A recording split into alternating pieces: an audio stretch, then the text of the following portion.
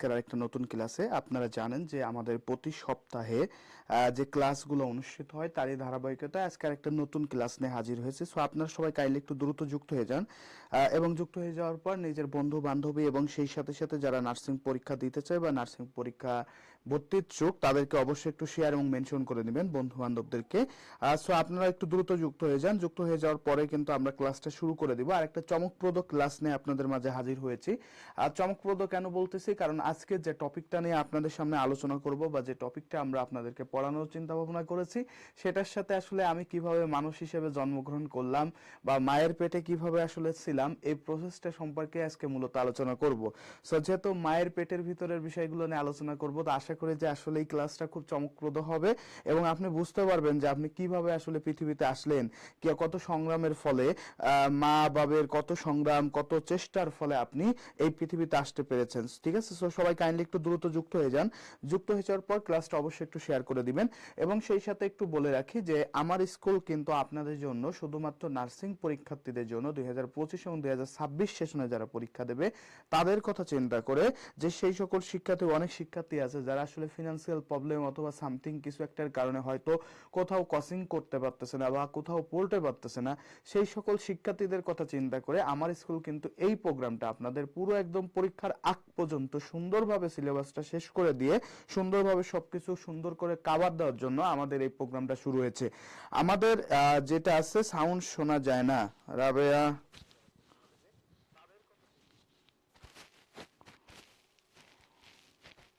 আচ্ছা সাউন্ডটা শোনা যাচ্ছে? আমি ইসের সাউন্ড দিয়ে দেখলাম তো মোবাইলে, সেটা তো শোনা যাচ্ছে। রাবেয়া সাউন্ড শোনা যায় আপু, একটু কষ্ট করো, তুমি হয়তো বা তোমার ডিভাইসে হয়তো একটু প্রবলেম থাকতে পারে, সো একটু দেখো, সাউন্ড কিন্তু শোনা যায়, ঠিক আছে? তো একটু বলে রাখি যে আমরা আজকে টোটালি যে জিনিসগুলো নিয়ে আলোচনা করব, আশা করি যে এখান থেকে নার্সিং পরীক্ষা সহ বিভিন্ন জায়গাতে প্রচন্ড পরিমাণে কোশ্চেন আসে। আমরা জানি যে আগামী শুক্রবারে কিন্তু মেডিকেলের একটা পরীক্ষা আছে, সেই মেডিকেলের পরীক্ষায় যে শুক্রবারে 2 দিন পরে সেখানেও কিন্তু এখান থেকে কোশ্চেন থাকবে। সো অলরেডি আমি দেখতে পাচ্ছি রাবেয়া যুক্ত হয়েছে, আফসানা ইসলাম যুক্ত হয়েছে। আসসালামু আলাইকুম। ওয়ালাইকুম আসসালাম আপু, যুক্ত হওয়ার জন্য অসংখ্য ধন্যবাদ। আপনারা যারা যুক্ত হচ্ছেন আপনারা অবশ্যই আপনাদের বন্ধু বান্ধবীদেরকে অবশ্যই একটু শেয়ার এবং মেনশন করতে কিন্তু ভুলবেন না। আমাদের যেটা বলতেছি সেটা হলো আরো যুক্ত হয়েছে, শান্তা যুক্ত হয়েছে, থ্যাংক ইউ সো মাচ আপু, ওয়ালাইকুম আসসালাম। তামান্না যুক্ত হয়েছে, আসসালামু আলাইকুম। ওয়ালাইকুম আসসালাম, থ্যাংক ইউ সো মাচ যারা যারা যুক্ত হয়েছেন। সো একটু বলে রাখি আমার স্কুলের যে প্রোগ্রামটা আমরা শুরু করেছি, এই যে প্রোগ্রামটা দেখতে পাচ্ছেন আমরা কিন্তু মেইনলি আপনাদের জন্য পুরো কোর্সটা ফ্রি করে দিয়েছি। আমাদের আসলে আপনাদের জন্য এখন আসলে কি লাগবে, যে আমার স্কুলে আপনাদেরকে কি দিচ্ছে আসলে, আপনারা যদি আমাদের বিএসসি এবং ডিপ্লোমাদের আমাদের দুইটা এক্সাম ব্যাচ আছে, বিএসসি দের একটা আছে এবং ডিপ্লোমাদের এক্সাম আছে, যেখানেই আপনি ভর্তি হন আপনি যে সাবজেক্ট যেখানে পরীক্ষা দিবেন 168টি এক্সাম পাচ্ছেন। বিএসসি দের কোর্স ফি মাত্র কত, 600 টাকা, আর ডিপ্লোমাদের কোর্স ফি কত, মাত্র 500 টাকা। সো দেখেন এত কম, আপনি যদি চিন্তা করেন একটা পরীক্ষার জন্য আপনার থেকে সর্বনিম্ন মানে কত টাকা নেওয়া হচ্ছে, 3 থেকে 4 টাকা, এর থেকে তো বেশি না। সো এই 3 থেকে 4 টাকা দিয়ে আপনি একেবারে পুরো কোর্সটা কিন্তু ফ্রি পেয়ে যাচ্ছেন। প্রমিধর যুক্ত হয়েছে, আদাব স্যার, আদাব আপু, যুক্ত হওয়ার জন্য অসংখ্য ধন্যবাদ। সো যারা যারা যুক্ত হচ্ছেন অবশ্যই ক্লাসটা একটু শেয়ার এবং মেনশন করে দিবেন বন্ধু বান্ধবদেরকে, ঠিক আছে? সো আমরা একটু দেখবো। সো দেখেন শুধুমাত্র 500 এবং 600 টাকায় বিএসসি হইলে 600 টাকা, ডিপ্লোমা হইলে 500 টাকায় কি পাচ্ছেন আপনি, ওভারঅল 168টি এক্সাম পাচ্ছেন। এর মধ্যে ভাইয়া আমরা আসলে কিভাবে পরীক্ষা নিই বা সবকিছু মিলে বোঝার জন্য আপনার জন্য 12টি এক্সাম কিন্তু ফ্রি, 12টি এক্সাম ফ্রি, সবার জন্য ফ্রি, এটা সবাই দিতে পারবে। সো দেখেন এত সুন্দরভাবে একটা সুন্দর কোর্স, একটা সুন্দর টিচারদের মাধ্যমে আপনাদেরকে সুন্দর করে গুছাই দেওয়া হচ্ছে। এটা শুধুমাত্র কার পক্ষেই সম্ভব, আমার স্কুলের পক্ষেই সম্ভব। সো আপনারা যারা আসলে চিন্তা ভাবনা করতেছেন যে আসলে নার্সিং এর পরীক্ষা কিভাবে নিব, আমরা কিন্তু এখানে 3000, 4000 বা 5000, 10,000 টাকা পর্যন্ত যে বিভিন্ন জায়গায় চাই, সেই সব কিন্তু চাওয়া পাওয়ার মধ্যে বা অফলাইনে করতে গেলে 10,000, 15,000 অথবা 20,000 পর্যন্ত টাকা চাই, আমরা কিন্তু এই সবের মধ্যে যাইনি। আমরা কি অনলি 500 টাকা এবং 600 টাকায় শুধুমাত্র আপনাদের এক্সাম বেসে নিয়ে পুরো কোর্সটা আপনাদেরকে কিন্তু ফ্রি করে দিচ্ছি। ওকে, সো যারা ভর্তি হতে চান তার অবশ্যই এবং অবশ্যই আমাদের যে পেজ আছে পেজে অবশ্যই নক করবেন, অথবা আমাদের যে নাম্বার আছে নাম্বারে যোগাযোগ করবেন, অথবা আমাদের ওয়েবসাইটে যে এনরোল করতে পারেন আপনারা। ইনশাল্লাহ আপনাদের জন্য ভালো কিছু থাকবে, ইনশাল্লাহ ভালো কিছু থাকবে। ওকে, ফারজানা খাতুন যুক্ত হয়েছে, আসসালামু আলাইকুম ভাইয়া। ওয়ালাইকুম আসসালাম, ধন্যবাদ আপু যুক্ত হওয়ার জন্য। তো যাই হোক, আমরা আজকে যে লেকচারটা নিয়ে আলোচনা করব সেটা হচ্ছে মানব জীবনের ধারাবাহিকতা, অর্থাৎ একটা মানুষের সৃষ্টি কিভাবে হয়েছে, একটা মানুষ হিসেবে আমি এই যে এত বিশাল বড় একজন মানুষ, এই মানুষের সৃষ্টিটা কিভাবে হলো এই বিষয়টা নিয়ে আজকে আলোচনা করব। ঠিক আছে, সো দেখেন আমি মাঝে মাঝে ইমাজিনেশন করি যে আচ্ছা আমি তো আসলে দেখতে শুনতে বেশ মোটা গোটা একজন মানুষ, বা মোটা বা হাইট ওয়েট, ঠিক আছে ওকে ফাইন, আমার মার তো হাইট ওয়েটটা এখন এত না, তো আমি ওই যে মায়ের একটা ছোট্ট পেট, ওই ছোট্ট পেটে কিভাবে ছিলাম, আমার এই মানুষটা, আমি মানুষটা ছোট পেটের ভিতরে কিভাবে আসলে ছিলাম। ঠিক আছে, সো এই যে চিন্তা ভাবনাটা এটা আমারও আছে, মনে হয় আপনারও আছে, যে আসলে কি আমি একটা ছোট এত বিশাল বড় একজন মানুষ, আমি মায়ের পেটের ভিতরে কিভাবে ছিলাম। তো দেখেন মায়ের পেটের ভিতরে কিন্তু আমরা যে ছিলাম এটা থাকার বেশ কিছু রিজন আছে, সেটা নিয়ে আমরা কিন্তু আলোচনা করব। ওকে, সো দেখেন একেবারে মুশফিকা খান যুক্ত আছে, আসসালামু আলাইকুম স্যার। ওয়ালাইকুম আসসালাম। সো যারা এখনো পর্যন্ত যুক্ত হন নাই দ্রুত যুক্ত হয়ে যান, এবং ক্লাসটা যারা এখনো পর্যন্ত শেয়ার করেন নাই বা মেনশন করে নাই বন্ধু বান্ধবদেরকে, তারা অবশ্যই একটু শেয়ার এবং মেনশন করে দিবেন। ঠিক আছে, আনিশা নূর যুক্ত আছে, আসসালামু আলাইকুম। ওয়ালাইকুম আসসালাম, যুক্ত হওয়ার জন্য ধন্যবাদ। সো দেখেন আজকের যে লেকচারটা আছে এই লেকচার থেকে আসলে কি কি শিখতে পারবো। আজকের লেকচার থেকে প্রথমত আমরা জানবো যে একজন পুরুষের যে অঙ্গ আছে সেই অঙ্গগুলো অর্থাৎ প্রজনন তন্ত্র আছে সেখানে কি কি পাওয়া যায়, একজন স্ত্রীর প্রজনন তন্ত্রে কি কি পাওয়া যায়, রজচক্র যেটা শুধুমাত্র মেয়েদের হয়, এটা নট অনলি কিন্তু এটা কিন্তু কোনো ছেলেদের হয় না, এটা কাদের হয়, এটা মেয়েদের হয়।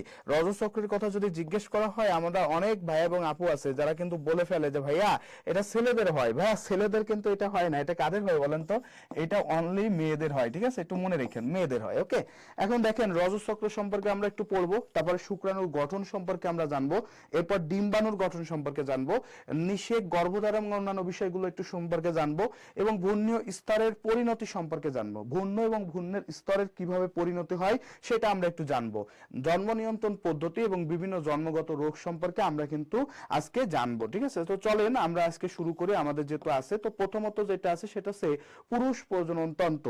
এই পুরুষ প্রজনন তন্ত্র নিয়ে তাহলে আমরা একটু আলোচনা আগে শেষ করে ফেলি। ঠিক আছে, তো চলেন পুরুষ প্রজনন তন্ত্রে আসলে কিভাবে কি করা যায়। পুরুষ প্রজনন তন্ত্র যেটা আছে এটাকে কিন্তু বেসিক্যালি দুইটা ভাগে ভাগ করা যায়। কয়টা ভাগে ভাগ করা যায়? দুইটা ভাগে, একটু সুন্দর করে মনে রাখতে হবে। একটা হচ্ছে দুইটা ভাগে ভাগ করা যায়, একটা হচ্ছে মুখ্য আর একটা হচ্ছে গৌণ। মুখ্য পুরুষ প্রজনন তন্ত্র আর একটা কি গৌণ। মুখ্য মানে কি যেটা আসলে বেশি দরকার হয় সেটা হচ্ছে, বা যেটা আসলে আমাদের শুক্রাণু তৈরির সাথে রিলেটেড। কিসের সাথে রিলেটেড আবার একটু বলি, শুক্রাণু তৈরির সাথে রিলেটেড, সেটা হয়ে যাবে হচ্ছে মুখ্য। আমি আবার বলতেছি শুক্রাণু তৈরির সাথে রিলেটেড। ঠিক আছে, পুরুষরা কি তৈরি করবে? শুক্রাণু। আর মেয়েরা কি তৈরি করবে? ডিম্বাণু। তাহলে শুক্রাণু তৈরির সাথে রিলেটেড হইলে সেটা কি হয়ে যাবে? মুখ্য। এখন ভাইয়া এখান থেকে অ্যাকচুয়ালি আমাদের খুব বেশি কিছু পড়া লাগে না, আমরা কি করব, কি কি অঙ্গ আছে এটা একটু জাস্ট মনে রাখবো। তো দেখেন মুখের মধ্যে সবচাইতে বেশি যেটা পড়বেন সেটা হচ্ছে শুক্রাশয়। মুখের মধ্যে কি পড়বেন? শুক্রাশয়। আর শুক্রাশয় আছে, এই শুক্রাশয় একটা গুরুত্বপূর্ণ জিনিস। এরপরে দেখেন কি থাকে, এপিডিডাইমিস থাকে, এপিডাইমিস, এপিডিডাইমিস। ঠিক আছে, এপিডিডাইমিস এই একটা জিনিস থাকে। এর সাথে কি থাকতে পারে, এই যে এপিডিডাইমিস থাকে তার সাথে থাকে ভাস ডিফারেন্সিয়া, ডাইমিস বিস থাকবে, ভাস ডিফারেন্সিয়া, ভাস ডিফারেন্সিয়া। ঠিক আছে, ডিফারেন্স, ভাস ডিফারেন্স থাকে। তারপর হচ্ছে থাকে কি থাকতে পারে, তারপর সেমিনাল ভেসিকল থাকে, সেমিনাল ভেসিকল, সেমিনাল ভেসিকল। ঠিক আছে, এই নামগুলো একটু লিখে নেন, ভেসিকল। এবং সেই সাথে ক্ষেপণ নালী কি থাকে? ক্ষেপণ নালী। ওকে, এইগুলো সবই হচ্ছে ভাই আমাদের মুখ্য, ক্ষেপণ নালী। ঠিক আছে, এইগুলো সব মুখ্য, জাস্ট অঙ্গগুলোর নাম একটু জাস্ট লিখে নিবেন, এইগুলো আপনাদের পরীক্ষা আসবে। এবং লাস্টে আর একটা থাকে ইউরেথ্রা, কি থাকে? ইউরেথ্রা। ওকে, ইউরেথ্রো যেটা দিয়ে আসলে বিসর্জিত হয় সেটা হচ্ছে ইউরেথ্রো। তাহলে আমাদের যদি জিজ্ঞেস করা হয় যে ভাইয়া, আমাদের যদি জিজ্ঞেস করা হয় যে পুরুষ প্রজনন তন্ত্রে আসলে কি কি থাকে, সর্বপ্রথম থাকে শুক্রাশয়, তারপর এপিডিডাইমিস, তারপর থাকে ভাস ডিফারেন্সিয়া, তারপর থাকে সেমিনাল ভেসিকল, তারপরে ক্ষেপণনালী এবং ইউরেথ্রো, তারপর কি থাকতেছে? ইউরেথ্রো। ওকে, সো এই যে জিনিসগুলো আছে এইটা একটু সুন্দর করে মনে রাখবেন, কারণ মেয়েদের আর ছেলেদের মধ্যে কিছু বেসিক পার্থক্য আছে। এখন দেখেন শুক্রাশয়, এই শুক্রাশয় থাকে আছে স্ক্রুটামের ভিতরে। কিসের ভিতর থাকে? স্ক্রুটাম, স্ক্রুটামের ভিতরে। আবারও বলি, শুক্রাশয়টা মেইনলি থাকে কিসের ভিতরে? স্ক্রুটামের ভিতরে। ওকে, সো দেখি আমাদের সাথে আর কে কে যুক্ত হলো, স্ক্রুটামের ভিতরে। ঠিক আছে, একটু সুন্দর করে মনে রাখেন, স্ক্রুটাম, স্ক্রুটামের ভিতরে। এবং শুক্রাশয়ের মূল কাজ কি? শুক্রাশয়ের মূল কাজ হচ্ছে শুক্রাণু তৈরি করা। কি তৈরি করা? শুক্রাণু তৈরি করা। ঠিক আছে, আরেকটা কাজ করে সেটা হচ্ছে টেস্টোস্টেরন হরমোন রয়েছে, টেস্টোস্টেরন হরমোন। এই যে টেস্টোস্টেরন হরমোন, এই টেস্টোস্টেরন হরমোন তৈরি করার কাজটা কে করে? শুক্রাশয়। কে তৈরি করে? শুক্রাশয়। জাস্ট কথাটা একটু সুন্দর করে মনে রাখা লাগবে। আমি কি বলছি তাইলে আবার একটু সুন্দর করে বলে দিই, একেবারে সুন্দরভাবে বলে দিই। আমাদের পুরুষ প্রজনন তন্ত্রের বেশ কিছু অঙ্গ রয়েছে। এর মধ্যে রয়েছে শুক্রাশয়, এপিডিডাইমিস, ভাস ডিফারেন্সিয়া, সেমিনাল ভেসিকল, ক্ষেপণনালী এবং ইউরেথ্রো। কি রয়েছে? ইউরেথ্রো। ওকে, এইবার আসি হচ্ছে আমাদের বাকি কথাবার্তায়। আমাদের শুক্রাশয়ের মূল কাজ কি? শুক্রাশয়ের বেসিক কাজ হচ্ছে শুক্রাণু তৈরি করা, এবং এটা কি তৈরি করে? এটা হচ্ছে টেস্টোস্টেরন তৈরি করে। তাহলে যদি জিজ্ঞেস করায় টেস্টোস্টেরন হরমোনটা আসলে কাদের? টেস্টোস্টেরন হরমোনটা হচ্ছে পুরুষের। এটা কিন্তু মহিলাদের শরীরে আপনি পাবেন না। এটা কিসে পাবেন? এটা অনলি ফর আছে পুরুষ, একটা পুরুষের শরীরে পাবেন। একটা পুরুষটার শরীরে এটা সাধারণত আসলে থাকে। বুঝছেন কি বলছি? এটা পুরুষের শরীরে থাকে। ঠিক আছে, এটা একটু সুন্দর করে মনে রাখতে হবে। এটা কাদের শরীরে থাকে?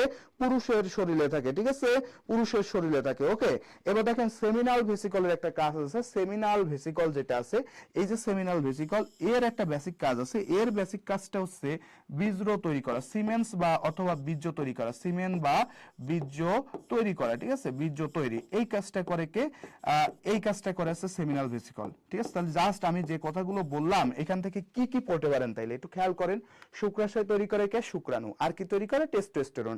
সেমিনাল ভেসিকল তৈরি করে কি? সিমেন্স এবং বীর্য তৈরি করে, সিমেন্স আর বীর্য তৈরি করে। সো এই যে এতটুকু ইনফরমেশন যদি আপনি জানতে পারেন, তাহলে মোটামুটি কিন্তু বলা যায় যে আমাদের আসলে পুরুষ প্রজনন তন্ত্র সম্পর্কে আপনার কিন্তু একটা বেসিক ধারণা হয়ে গেছে। এবং আমি যতটুকু কথা বলছি নার্সিং ভর্তি পরীক্ষায় এখান থেকেই কিন্তু কোশ্চেন আসবে। এইখান থেকেই যতটুকু কথা বললাম, যতটুকু কনফিডেন্স আপনাকে দিচ্ছি, এই যে বিষয়গুলো আছে এইখান থেকেই কিন্তু কোশ্চেন আসবে। সো এতটুকু বুঝতে পারছেন কিনা ভাইয়া?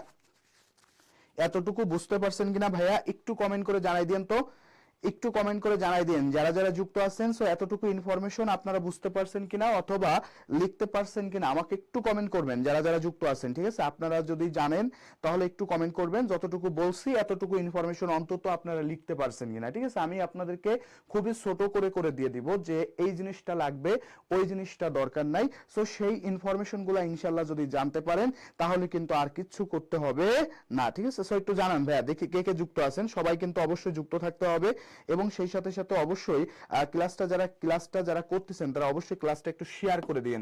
ঠিক আছে, সো চলেন, যেহেতু জানতে পারছেন, শান্ত আক্তার বলছে জানতে পারছি, এবার চলে আসি আমি আরেকটু জিনিস একটু বলে ফেলি। সেটা হচ্ছে পুরুষ প্রজনন তন্ত্রে কিছু গ্রন্থি আছে, যে গ্রন্থিগুলো নিয়ে কথাবার্তা হতে পারে। কিছু থাকে কি? গ্রন্থি, যে গ্রন্থিগুলো নিয়ে একটু কথাবার্তা হতে পারে, সেই গ্রন্থিগুলো নিয়ে একটু কথাবার্তা বলে ফেলি। সো এখানে দুই ধরনের গ্রন্থি আপনি পাবেন। একটা পাবেন হচ্ছে প্রোস্টেট গ্রন্থি, প্রোস্টেট গ্রন্থি, আরেকটা পাবেন আছে বার্থলিন বা কাউপার গ্রন্থি। ঠিক আছে, বার্থলিন বা কাউপার গ্রন্থি। ঠিক আছে, আমি আরেকটা দিয়েছে কাউপার গ্রন্থি। এই দুই ধরনের গ্রন্থি পাওয়া যায়। কাউপার গ্রন্থি, এই দুই ধরনের গ্রন্থি পাওয়া যায়। সো আপনাকে যদি বলা হয় প্রোস্টেট গ্রন্থি কোন জায়গায় পাওয়া যায় বা কাদের ক্ষেত্রে পাওয়া যায়, তাহলে প্রোস্টেট গ্রন্থি কাদের শরীরে পাওয়া যাবে? পুরুষ প্রজনন তন্ত্রের অংশ। প্রোস্টেট গ্রন্থি কিসের অংশ? পুরুষ প্রজনন তন্ত্রের অংশ।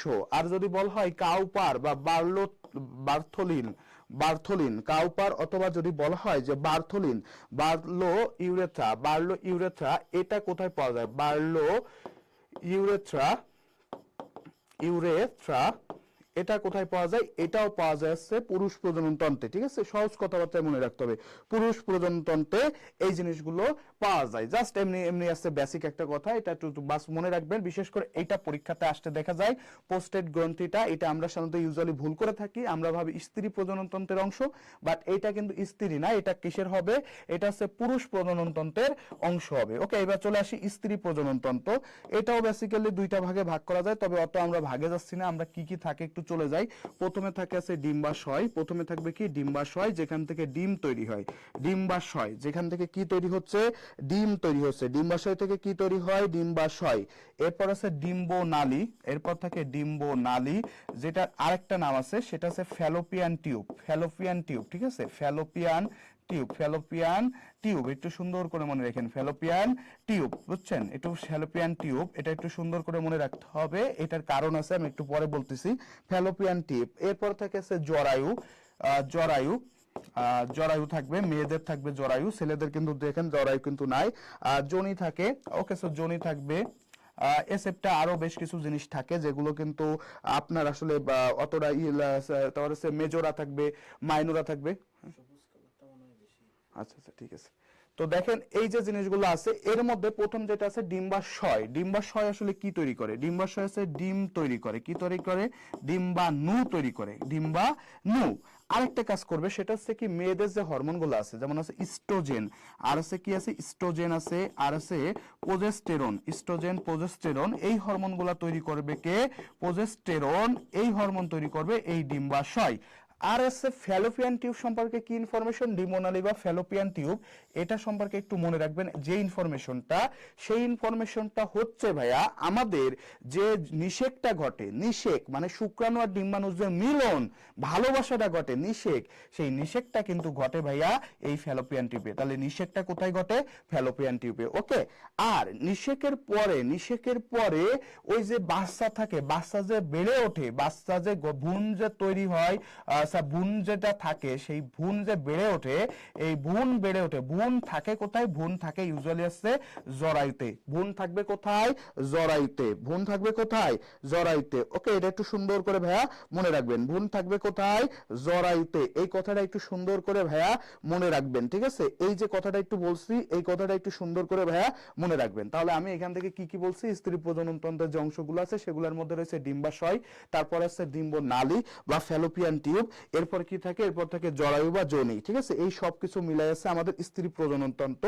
এই স্ত্রী প্রজনন তন্ত্রের মধ্যে প্রথম যেটা আছে ডিম্বাশয়। ডিম্বাশয়ের বেসিক কাজ কি? এটা আছে ডিম্বাণু তৈরি করবে, অর্থাৎ ডিম তৈরি করবে। এরপর আছে ইস্ট্রোজেন প্রোজেস্টেরন হরমোন যেগুলো আছে সেগুলো কি করবে? তৈরি করবে। আর ফ্যালোপিয়ান টিউবে কি হচ্ছে? এই যে শুক্রাশয়, অর্থাৎ মায়ের দেহে তো ডিম থাকে, এই ডিমটা থাকে ফ্যালোপিয়ান টিউবে, আর শুক্রাণুটা যে এর সাথে মিলিত হয়। কোথায় মিলিত হয়? সেটা নিষেকটা ঘটে কোথায়? ফ্যালোপিয়ান টিউব বা ডিম্বনালীতে। নিষেকটা কোথায় ঘটে তাইলে? ফ্যালোপিয়ান টিউব এবং ডিম্বনালীতে।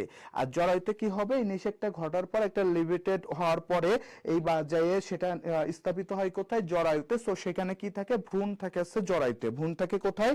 জরায়ুতে। ওকে। সো ভাইয়া এটা ক্লিয়ার কিনা? ভাইয়া যতটুকু বলছি এতটুকু ইনফরমেশন আপনি লিখতে পারছেন কিনা আমাকে একটু কমেন্ট করে জানাই দিবেন। এই যে ইনফরমেশন গুলো আপনাদেরকে দেওয়া হয়েছে, ইনফরমেশন গুলো ভাইয়া আপনারা লিখতে পারছেন কিনা আমাকে জাস্ট একটু জানাই দিবেন, ঠিক আছে? একটু দ্রুত জানান। দেখেন আমি কিন্তু খুব বেশি ইনফরমেশন দিচ্ছি না, আপনাদের যে ইনফরমেশন গুলা দিচ্ছি খুবই হাই রিস্ক নিয়ে, অর্থাৎ আমি আপনাদেরকে বলতেছি যে এতটুকু এতটুকু এতটুকু, সো সেই ততটুকুই, আপনাদের আর বেশি কিন্তু দরকার হচ্ছে না, ঠিক আছে? সো আমাদের সাথে যারা যুক্ত আছেন তারা তো অবশ্যই যুক্ত থাকবেন, এবং ক্লাসটা যারা এখনো পর্যন্ত শেয়ার করেন নাই, আপনার পরিচিত বন্ধু বান্ধবদেরকে যারা এখনো মেনশন করেন নাই, তাদেরকে অবশ্যই শেয়ার এবং মেনশন দিয়ে তাদেরকে অবশ্যই একটু জানাই দিবেন যে আমাদের এখানে একটা গুরুত্বপূর্ণ ক্লাস আছে, সো তোরা সবাই চলে আয়, ঠিক আছে? সো দেখেন ভাইয়া এই পর্যন্ত সবাই বুঝতে পারছেন কিনা একটু কমেন্ট করে দিবেন, ঠিক আছে? একটু কমেন্ট করে সবাই কিন্তু আমাদেরকে জানাই দিবেন যে ভাইয়া এই ইনফরমেশন গুলা পর্যন্ত আপনারা বুঝতে পারছেন কিনা। ওকে, সো দেখি আমাদের সাথে যারা যুক্ত আছে তারা কি বলে, আমার ভাইয়েরা এবং আপুরা কি বলতেছে, ঠিক আছে? সো দেখতে পাচ্ছি, থ্যাংক ইউ যারা যারা যুক্ত হয়েছেন। ওকে, সো বুঝতে পারছেন আশা করি, ঠিক আছে? তাহলে আমরা পরবর্তীতে চলে যাই। আমাদের পরে যেটা আছে সেটা হচ্ছে রজচক্র নিয়ে আলোচনা করব। সো রজচক্র নিয়ে আলোচনা করার পূর্বে আমি একটু বলে নিই, রজচক্র কিন্তু কোনো ছেলের হয় না, রজচক্রটা হয় কাদের? আমাদের মেয়েদের হয়, তাই না? রজচক্রটা হয় কাদের? এই ঘটনাটা ঘটে অনলি ফর মেয়ে, অর্থাৎ কি ফিমেলদের ক্ষেত্রে এই ঘটনাটা ঘটে থাকে, ঠিক আছে? এখন দেখেন রজচক্র যদি আমাকে প্রথম যে কোশ্চেনটা করবে রজচক্র দিয়ে, তো রজচক্র যে বিষয়টা আছে মেনস্ট্রুয়েশন সার্কেল যেটা আছে, মেনস্ট্রাল সার্কেলটা মেনস্ট্রাল গৌণ সম্পর্কে অ্যাকচুয়ালি কি গৌণ আসলে কি ইউরেথ্রাটা, ওই যে আমি কিন্তু গৌণ কিন্তু আলাদা করি নাই, মুখ্য আর গৌণ আলাদা করি নাই, আমি কিন্তু একসাথেই সবগুলো লিখে দিছি, বুঝছো? যেটা আসলে আমরা নিক্ষেপ করতেছি শিন্ন স্ক্রুটাম, এইগুলো হচ্ছে তোমার গৌণ, যেটা আসলে বাইরে থাকে। মূলত আসলে যেটা শুক্রাণু তৈরি করে সেটা হচ্ছে মুখ্য, শুক্রাণু তৈরি করে কি শুক্রাশয়, আর বাকি ম্যাক্সিমাম সবকিছুই কি হয়ে যাচ্ছে? গৌণের ভিতরে ইনক্লুডেড হয়ে যাচ্ছে, ঠিক আছে? ওকে, সো দেখো ভাইয়া ফার্স্ট অফ অল রজচক্র দিয়ে যে কোশ্চেন করে, রজচক্রের সময় প্রথম যে কোশ্চেনটা আসে সেটা হচ্ছে রজচক্রের সময়। রজচক্রের সময় হচ্ছে, রজচক্রের সময় আছে 28 দিন। কতদিন? 28 দিন। এখন মেয়েদের যদি জিজ্ঞেস করি ভাই রজচক্রের সময় কত, তারা বলে 3 থেকে 4 দিন। অ্যাকচুয়ালি কিন্তু 3 থেকে 4 দিন না, কয়দিন হবে? 28 দিন। দ্বিতীয় ইনফরমেশন যেটা সেটা হচ্ছে রজচক্র শুরুর সময়কে বলে, রজচক্র শুরুর যে সময় আছে শুরুর সময়, এই শুরুর সময়কে বলা হচ্ছে ম্যানার্কি। শুরুর সময়টাকে কি বলে? ম্যানার্কি। একটা মা, আমি যদি তোমাদেরকে একটু বলি কি অদ্ভুত আল্লাহ তাআলার সৃষ্টি, চিন্তা করো আমাদের যে মেয়েরা আছে, মেয়েরা কিন্তু মায়ের পেটে ভ্রূণ অবস্থা থেকে ডিম্বাণু তৈরি করা শুরু করে।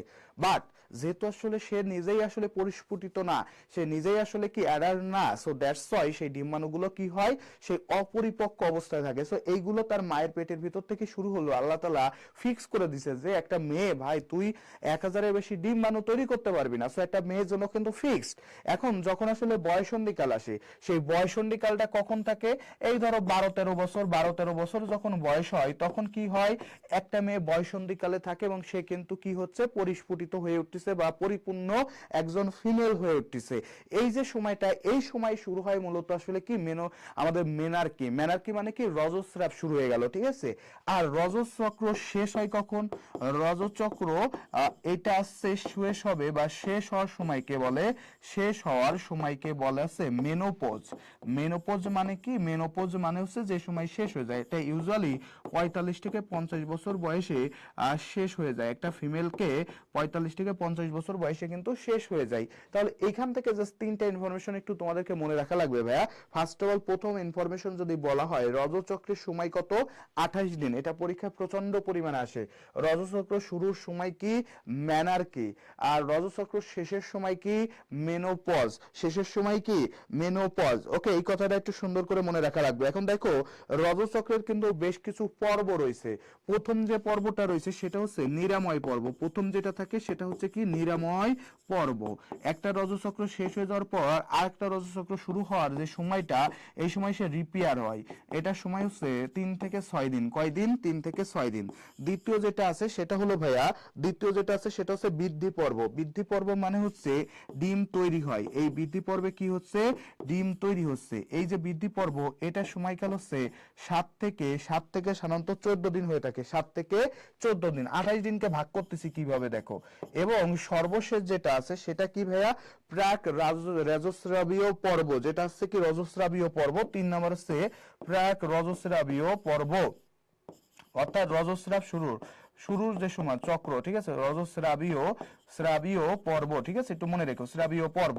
এটার সময়কাল হচ্ছে ভাইয়া এই যে 15 থেকে 28 দিন পর্যন্ত সময়, এই 28 দিন পর্যন্ত সময়। এরপরে লাস্টে আছে রজস্রাব হবে। কি হবে লাস্টে 4 নম্বরে, কি হয়ে যাচ্ছে, রজস্রাব। এই রজস্রাব সাধারণত কারোর ক্ষেত্রে দেখা যায় যে এটা কারোর ক্ষেত্রে 5-6 দিন স্টে করে, কারোর ক্ষেত্রে দেখা যাচ্ছে যে 3 থেকে 4 দিনের মধ্যেই কিন্তু শেষ হয়ে যায়। বুঝা গেছে কি বলছি? তাহলে আমরা যখন বলি যে ভাইয়া, আমরা যখন বলি যে রজস্রাবটা কিভাবে হচ্ছে, ফার্স্ট অফ অল প্রথমে আমি যেটা বলে থাকি সেটা হচ্ছে ভাইয়া, নিরাময় পর্ব মানে একবার শেষ হয়ে গেছে, সো সেটাকে একটু রিপেয়ার করতে সময় লাগে না। একবার শেষ হয়ে গেল, সেই সময়টা একটু সময় তো দিতেই হবে, তাই না? তুমি একটা কাজ গড়াই ফেলছো, সো তোমাকে যদি একটু রেস্টের টাইম না দিই তাহলে হবে? একটু রেস্টের টাইম তো তোমাকে দিতে হবে, তাই না? এই যে রেস্টের টাইমটা, সেটা হচ্ছে নিরাময় পর্ব।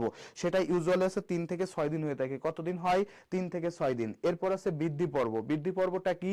বৃদ্ধি পর্বটা হচ্ছে মনে করো যে একটু রিপেয়ার হয়ে গেছে, সো রিপেয়ার হয়ে যাওয়ার পর কি করবে, ডিম্বাণু তৈরি করবে, একটা ভালো ডিম্বাণু তৈরি করবে। তাহলে একটা ডিম্বাণু তৈরি করতে গেলে কত সময় লাগে? 7 থেকে 14 দিন।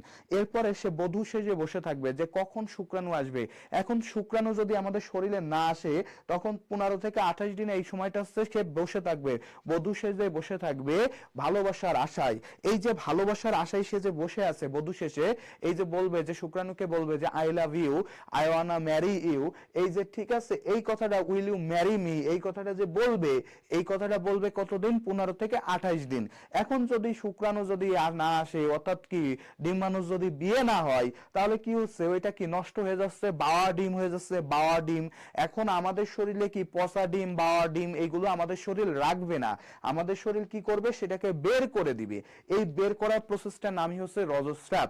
আর এই যে 3 থেকে 4 দিন আমাদের মেয়েদের শরীর থেকে রক্তপাত হয় বা এন্ডোমেট্রিয়ামের সাথে কিছু ব্লিডিং হয়, এই সময়টাকে আমাদের মেয়েরা হিসাব করে সেটা কত? 3 থেকে 4 দিন। সো আমি যদি মেয়েদেরকে জিজ্ঞেস করি, ম্যাক্সিমাম আমি যত জিজ্ঞেস করছি, বলছি রজচক্র কতদিন, তারা সবাই কি বলছে? 3 থেকে 4 দিন। কিন্তু কি হবে, এটা টোটালি ভুল। ঠিক আছে ভাইয়া, এই পর্যন্ত সবাই বুঝতে পারছো কিনা ভাইয়া বলো? এইবারে আমরা কিন্তু চলে যাবো একটু এমসিকিউ সলভে। কি ধরনের এমসিকিউ আসতে পারে সেটা আমরা একটু দেখবো। ঠিক আছে ভাইয়া, এটা বোঝা গেছে কিনা ভাইয়া? সবাই একটু কাইন্ডলি কমেন্ট করে দাও। এটা বুঝতে পারছো কিনা ভাইয়া? এটা বুঝতে পারছো কিনা ভাইয়া? সবাই একটু কাইন্ডলি কমেন্ট করে দাও। এটা বুঝতে পারছো কিনা ভাইয়া? কাইন্ডলি সবাই একটু কমেন্ট করে দাও। ঠিক আছে ভাইয়া, দ্রুত কমেন্ট করো। ওকে, সো একটু দ্রুত কমেন্ট করে জানাই দাও ভাইয়া এই পর্যন্ত বুঝতে পারছো কিনা।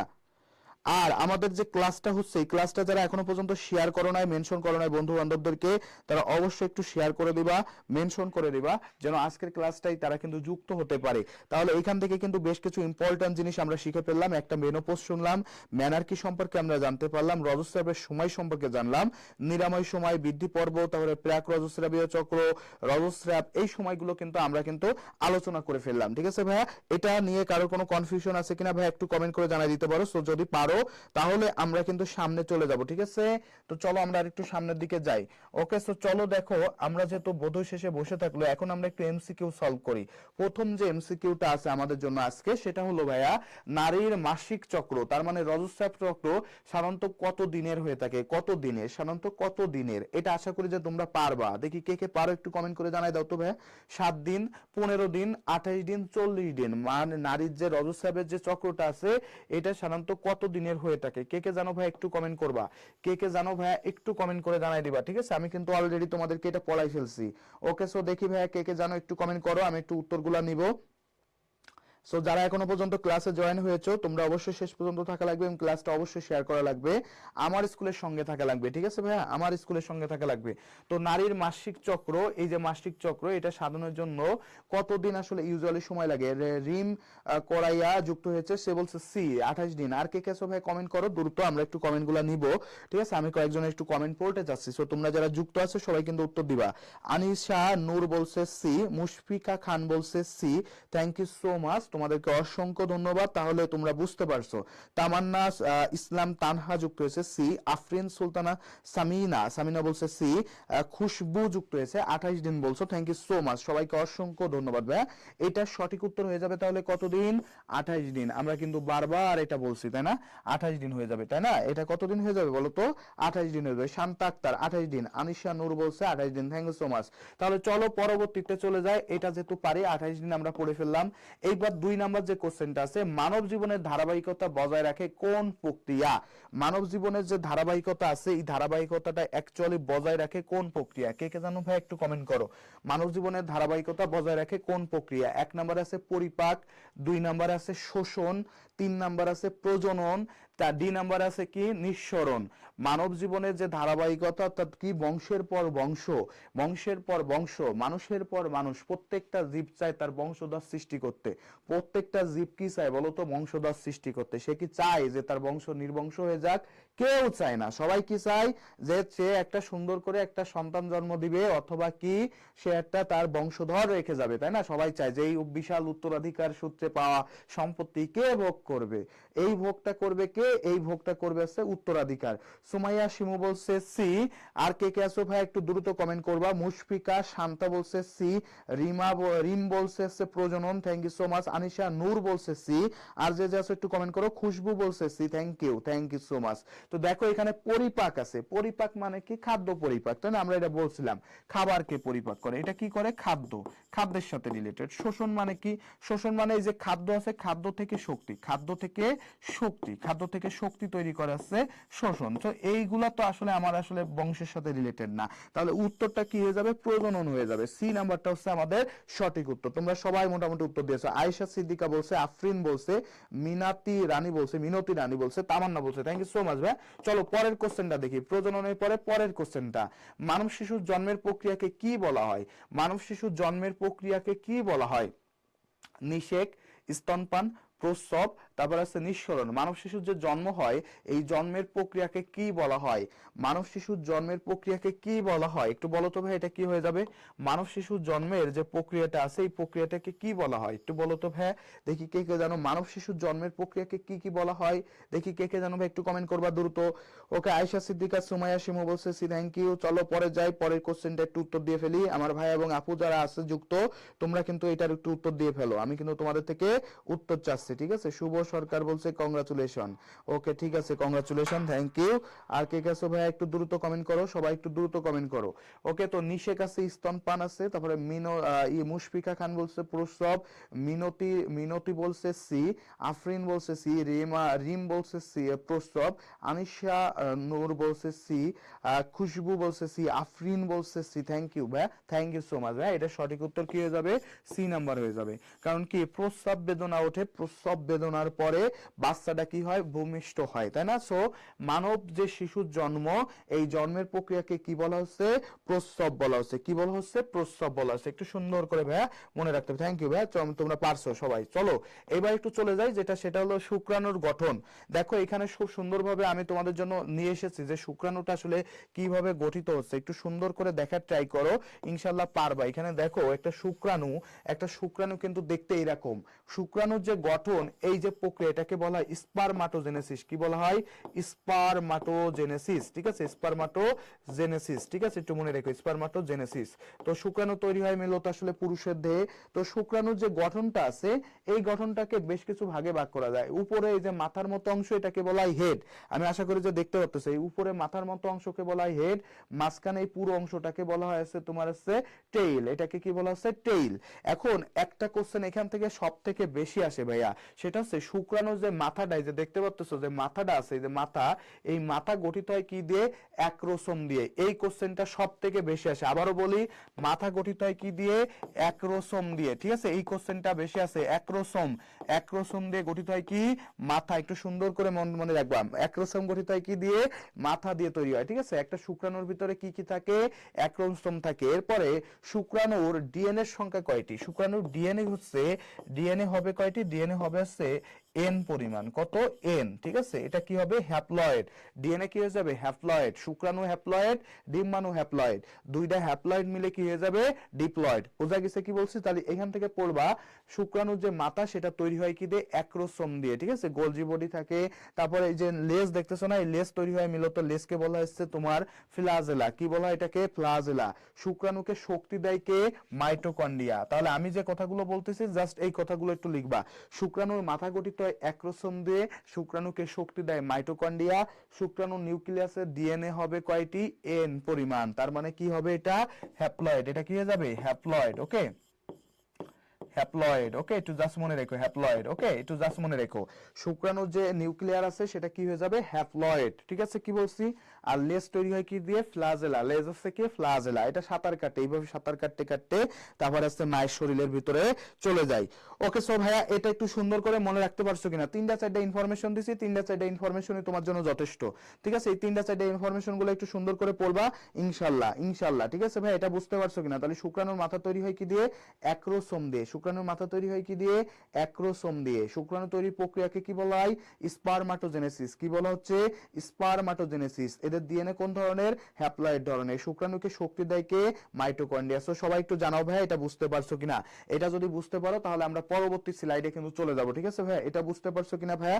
সবাই একটু কমেন্ট করে জানাই দাও, এটা বোঝা গেছে কিনা ভাইয়া? কোনো কনফিউশন আছে কিনা ভাইয়া, আমাদেরকে একটু জানাও। দেখি কে কে আছো ভাই, একটু কমেন্ট করে জানাই দিবা, এটা তোমাদের কোনো কনফিউশন আছে কিনা। ঠিক আছে, তো আশা করি যে নাই। তাহলে চলো পরবর্তীতে চলে যায়, আমাদের কনফিউশন যেহেতু নাই। এবার শুক্রাণুর গঠন তো আমরা আলোচনা করলাম, এখন আমরা একটু ডিম্বাণুতে আসি। এবার কিসে আসবো, ডিম্বাণুতে। ঠিক আছে, এই যে ডিম্বাণু আছে, ডিম্বাণু কিভাবে আসলে তৈরি হয়। তো দেখো, একটা ডিম্বাণুর গঠন আমরা এখানে দিয়ে দিয়েছি। এই যে ডিম্বাণু যে তৈরি হওয়ার যে প্রক্রিয়া, সেটাকে বলে ওজেনেসিস। কি বলা হচ্ছে, এটাকে ওজেনেসিস বলে। আবারও বলি, ডিম্বাণু তৈরির যে প্রক্রিয়াটা আছে, সেটাকে বলা হয় ওজেনেসিস। আবারও বলতেছি, ডিম্বাণু তৈরির যে প্রক্রিয়াটাকে, সেটাকে কি বলা হচ্ছে, ওজেনেসিস। ওজেনেসিস। ঠিক আছে, জেনেসিস। ঠিক আছে, কি বলছি, ওজেনেসিস। তো দেখো, একটা ডিম্বাণুতে কি কি থাকে, নিউক্লিয়াস থাকবে, ফলিক সেল থাকবে, তারপর হচ্ছে কি থাকবে, জোনা পেলুসাইড। জোনা পেলুসাইড এই জিনিসটা থাকে, জোনা পেলুসাইড। ঠিক আছে, এটা খুব কাজ করে, জোনা পেলুসাইড। ঠিক আছে, একটু মনে রেখো, পেলুসাইড। বুঝছো কি বলছি, জোনা পেলুসাইড। বিষয়টা হচ্ছে, একটা ডিম থেকে কিন্তু চারটা ডিমের তৈরি হয়, তিনটা নষ্ট হয়ে যায়, একটা থাকে। ঠিক আছে, কি বলছি, একটা ডিম থেকে এখানে কি ঘটে, মাইটোসিস, মিওসিস, কোষ বিভাজন ঘটে। এই ডিম্বাণুতে কি ঘটে বলতো, মিওসিস, কোষ বিভাজন ঘটে। মনে রেখো, এটা শুক্রাণুতেও ঘটে, মিওসিস, কোষ বিভাজন ঘটে। মিওসিস, কোষ বিভাজন। এই যে কোষ বিভাজন ঘটতেছে, এই বিভাজনে কি হচ্ছে, সবাই মারা যাচ্ছে, থাকতেছে কে, একটা। কে থাকে, একটা থাকে। এই যে সেকেন্ডারি যে নিউক্লিয়াস থাকে, সেটা থাকে, সেটাই মূলত আসলে ডিম্বাণু হিসেবে কাজ করে। কি করে, ডিম্বাণু হিসেবে কাজ করে। তাহলে এখান থেকে পরীক্ষা আসতে পারে ভাইয়া, প্রথম যেটা আসতে পারে, ডিম্বাণু গঠনের প্রক্রিয়াকে বলে ওজেনোসিস। কি বলা হয়, ওজেনোসিস। ডিম্বাণুতে কি কি থাকে, এখানে লিখে দিছি, ফলিক সেলিক থাকে, জোনা পেলুসাইড থাকে, একটা নিউক্লিয়াস থাকবে এবং ফার্স্ট পোলার বডি থাকবে। ঠিক আছে, ফার্স্ট পোলার বডি থাকবে।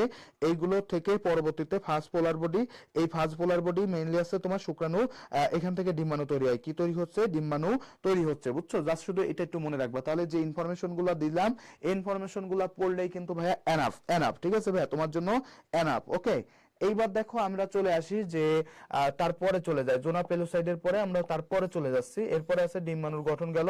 এবার চলে আসা হচ্ছে নিষেক। নিষেকের ক্ষেত্রে কি হচ্ছে একটু খেয়াল করো, আমি বলছিলাম নিষেকটা কোথায় ঘটে, আমি তোমাদেরকে একটু আগেই বলছি নিষেকটা মেইনলি ঘটে আসছে ফেলোপিয়ান টিউবে। কোথায় ঘটে?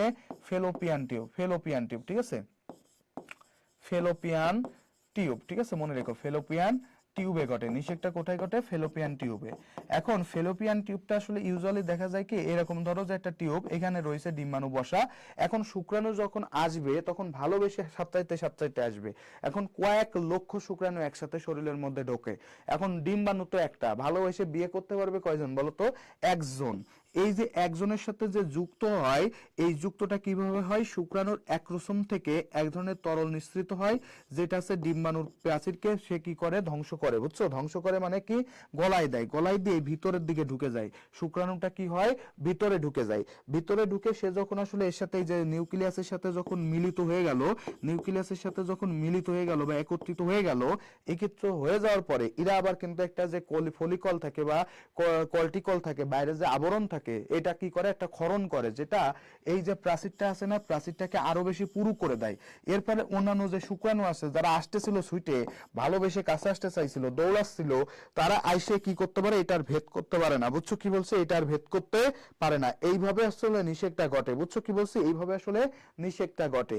এই নিষেকটা ঘটার পরে ওইখানে কিছু জিনিস ঘটে, সেখানে হচ্ছে ক্লিভেজ বিলাস্টোমিয়ার পর্যন্ত থাকে।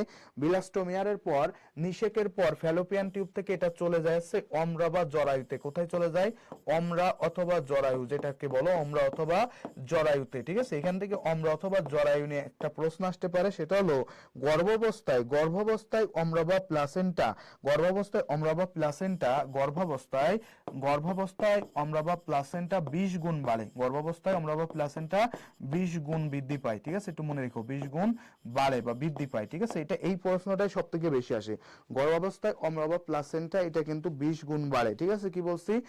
অমরা বা প্লাসেন্টা, সরি, আমাদের যে জরায়ু থাকে, জরায়ুটা কিন্তু 20 গুণ বাড়ে, সরি অমরা বা প্লাসেন্টা না, অমরা না, জরায়ুটা 20 গুণ বাড়ে। এখান থেকে কোথায় আসবে? জরায়ুতে। ওকে, এখান থেকে কোথায় আসবে? জরায়ুতে, বুঝছো? এটা একটু সুন্দর করে মনে রেখো। এখন দেখো যখন জরায়ুতে স্থাপিত হচ্ছে, তখন দেখবা যে মায়ের, বাচ্চাদের যে পেট আছে, পেটে এখানে একটা যে নাড়ি থাকবে, নাড়ির সাথে ইনভলভ থাকে, এই নাড়িটাকে বলা হচ্ছে অমরা বা প্লাসেন্টা। এটাকে কি বলা হয়? অমরা বা প্লাসেন্টা, ঠিক আছে, অমরা বা প্লাসেন্টা বলে। এই যে নাড়ি থাকতেছে, এই নাড়িটাকে কি বলতেছি? অমরা অথবা প্লাসেন্টা, যাই তুমি বলো, অমরা অথবা প্লাসেন্টা। এই অমরা অথবা প্লাসেন্টা যেটা আছে, প্লাসেন্টা, এই অমরা অথবা প্লাসেন্টা আছে একটা নাড়ি, যেখানে বাচ্চার সাথে মনে করো মায়ের একটা শরীরের কানেকশন থাকে, মায়ের সাথে শরীরের একটা কানেকশন থাকে, ঠিক আছে, অমরা বা প্লাসেন্টা। এটাতে কি হচ্ছে? এটা দিয়ে পুষ্টি পরিবাহিত হয়, এটাতে কি হয়? অক্সিজেন পরিবাহিত হয়, কার্বন ডাইঅক্সাইড পরিবাহিত হয়, তারপর অন্যান্য যে এলিমেন্টস গুলো আছে এগুলো মেইনলি আসলে পরিবাহিত হয় আছে অমরা বা প্লাসেন্টা দিয়ে। তাহলে কি বললাম? ফার্স্ট অফ অল নিষেকটা ঘটে ফ্যালোপিয়ান টিউবে, এখানে আসলে ভালোবেসে আমাদের ডিম্বাণুটা বসে থাকে শুক্রাণুর আশায়। শুক্রাণু আসার পরে ডিম্বাণুর যে প্রাচীরটা আছে এটাকে গলায় দেয়, গলায় ভিতরে ঢোকে, একটা ঢোকার পরে এটা আবার কি করে? জোনা পেলোসাইটকে বলে যে তুই তোর প্রাচীরটা পুরো করে ফেলা, পুরো করে ফেলে। এরপরে অন্য শুক্রাণুর আইসা আর কি দখল করতে পারে না, ভালোবেসে ওইটা কিন্তু বুকড হয়ে গেছে, বুঝছো? বুকড হয়ে গেলে, একবার বিয়ে হয়ে গেলে সে বিয়ে কি আর ভাঙা যাবে? বিয়ে আর ভাঙা যাবে না। এর ফলে কি হচ্ছে? তারা যাইতে পারে না। এইবারে এটা স্থাপিত হয় জরায়ুতে। জরায়ু গর্ভাবস্থায় প্রায় 20 গুণ বাড়ে। জরায়ু আছে মানুষ, মেয়েদের পেট কিন্তু গর্ভাবস্থায় 20 গুণ বাড়ে, এবং তাদের ওজন, মেয়েদের ওজন কিন্তু অলমোস্ট 10 থেকে 15 কেজি বাড়ে, 15 কেজি, ঠিক আছে, 10 কেজি থেকে 15 কেজি বেড়ে যায়। এখন দেখো অমরা বা প্লাসেন্টা তৈরি হয়, অমরা বা প্লাসেন্টা ইউজুয়ালি 8 সপ্তাহ পরে তৈরি হয়, 8 সপ্তাহ পর থেকে তৈরি হয়, 8 সপ্তাহ থেকে তৈরি হয়, ঠিক আছে, 8 সপ্তাহ পর এইখানে তৈরি হয়। এই যে তৈরি হয়ে গেল অমরা বা প্লাসেন্টা, এটা কি করে? মায়ের সাথে, মায়ের সাথে বাচ্চার একটা সম্পর্ক তৈরি করে। কিভাবে? মায়ের শরীর থেকে অক্সিজেন, কার্বন ডাইঅক্সাইড, বাচ্চা তো আর পেটের ভিতর খাইতে পারে না, কিছু খাইতে পারবে? খাইতে পারবে না। তো ওই যে দুইটা মা আর বাচ্চা, এই দুইটার মধ্যে কানেকশনটা কি?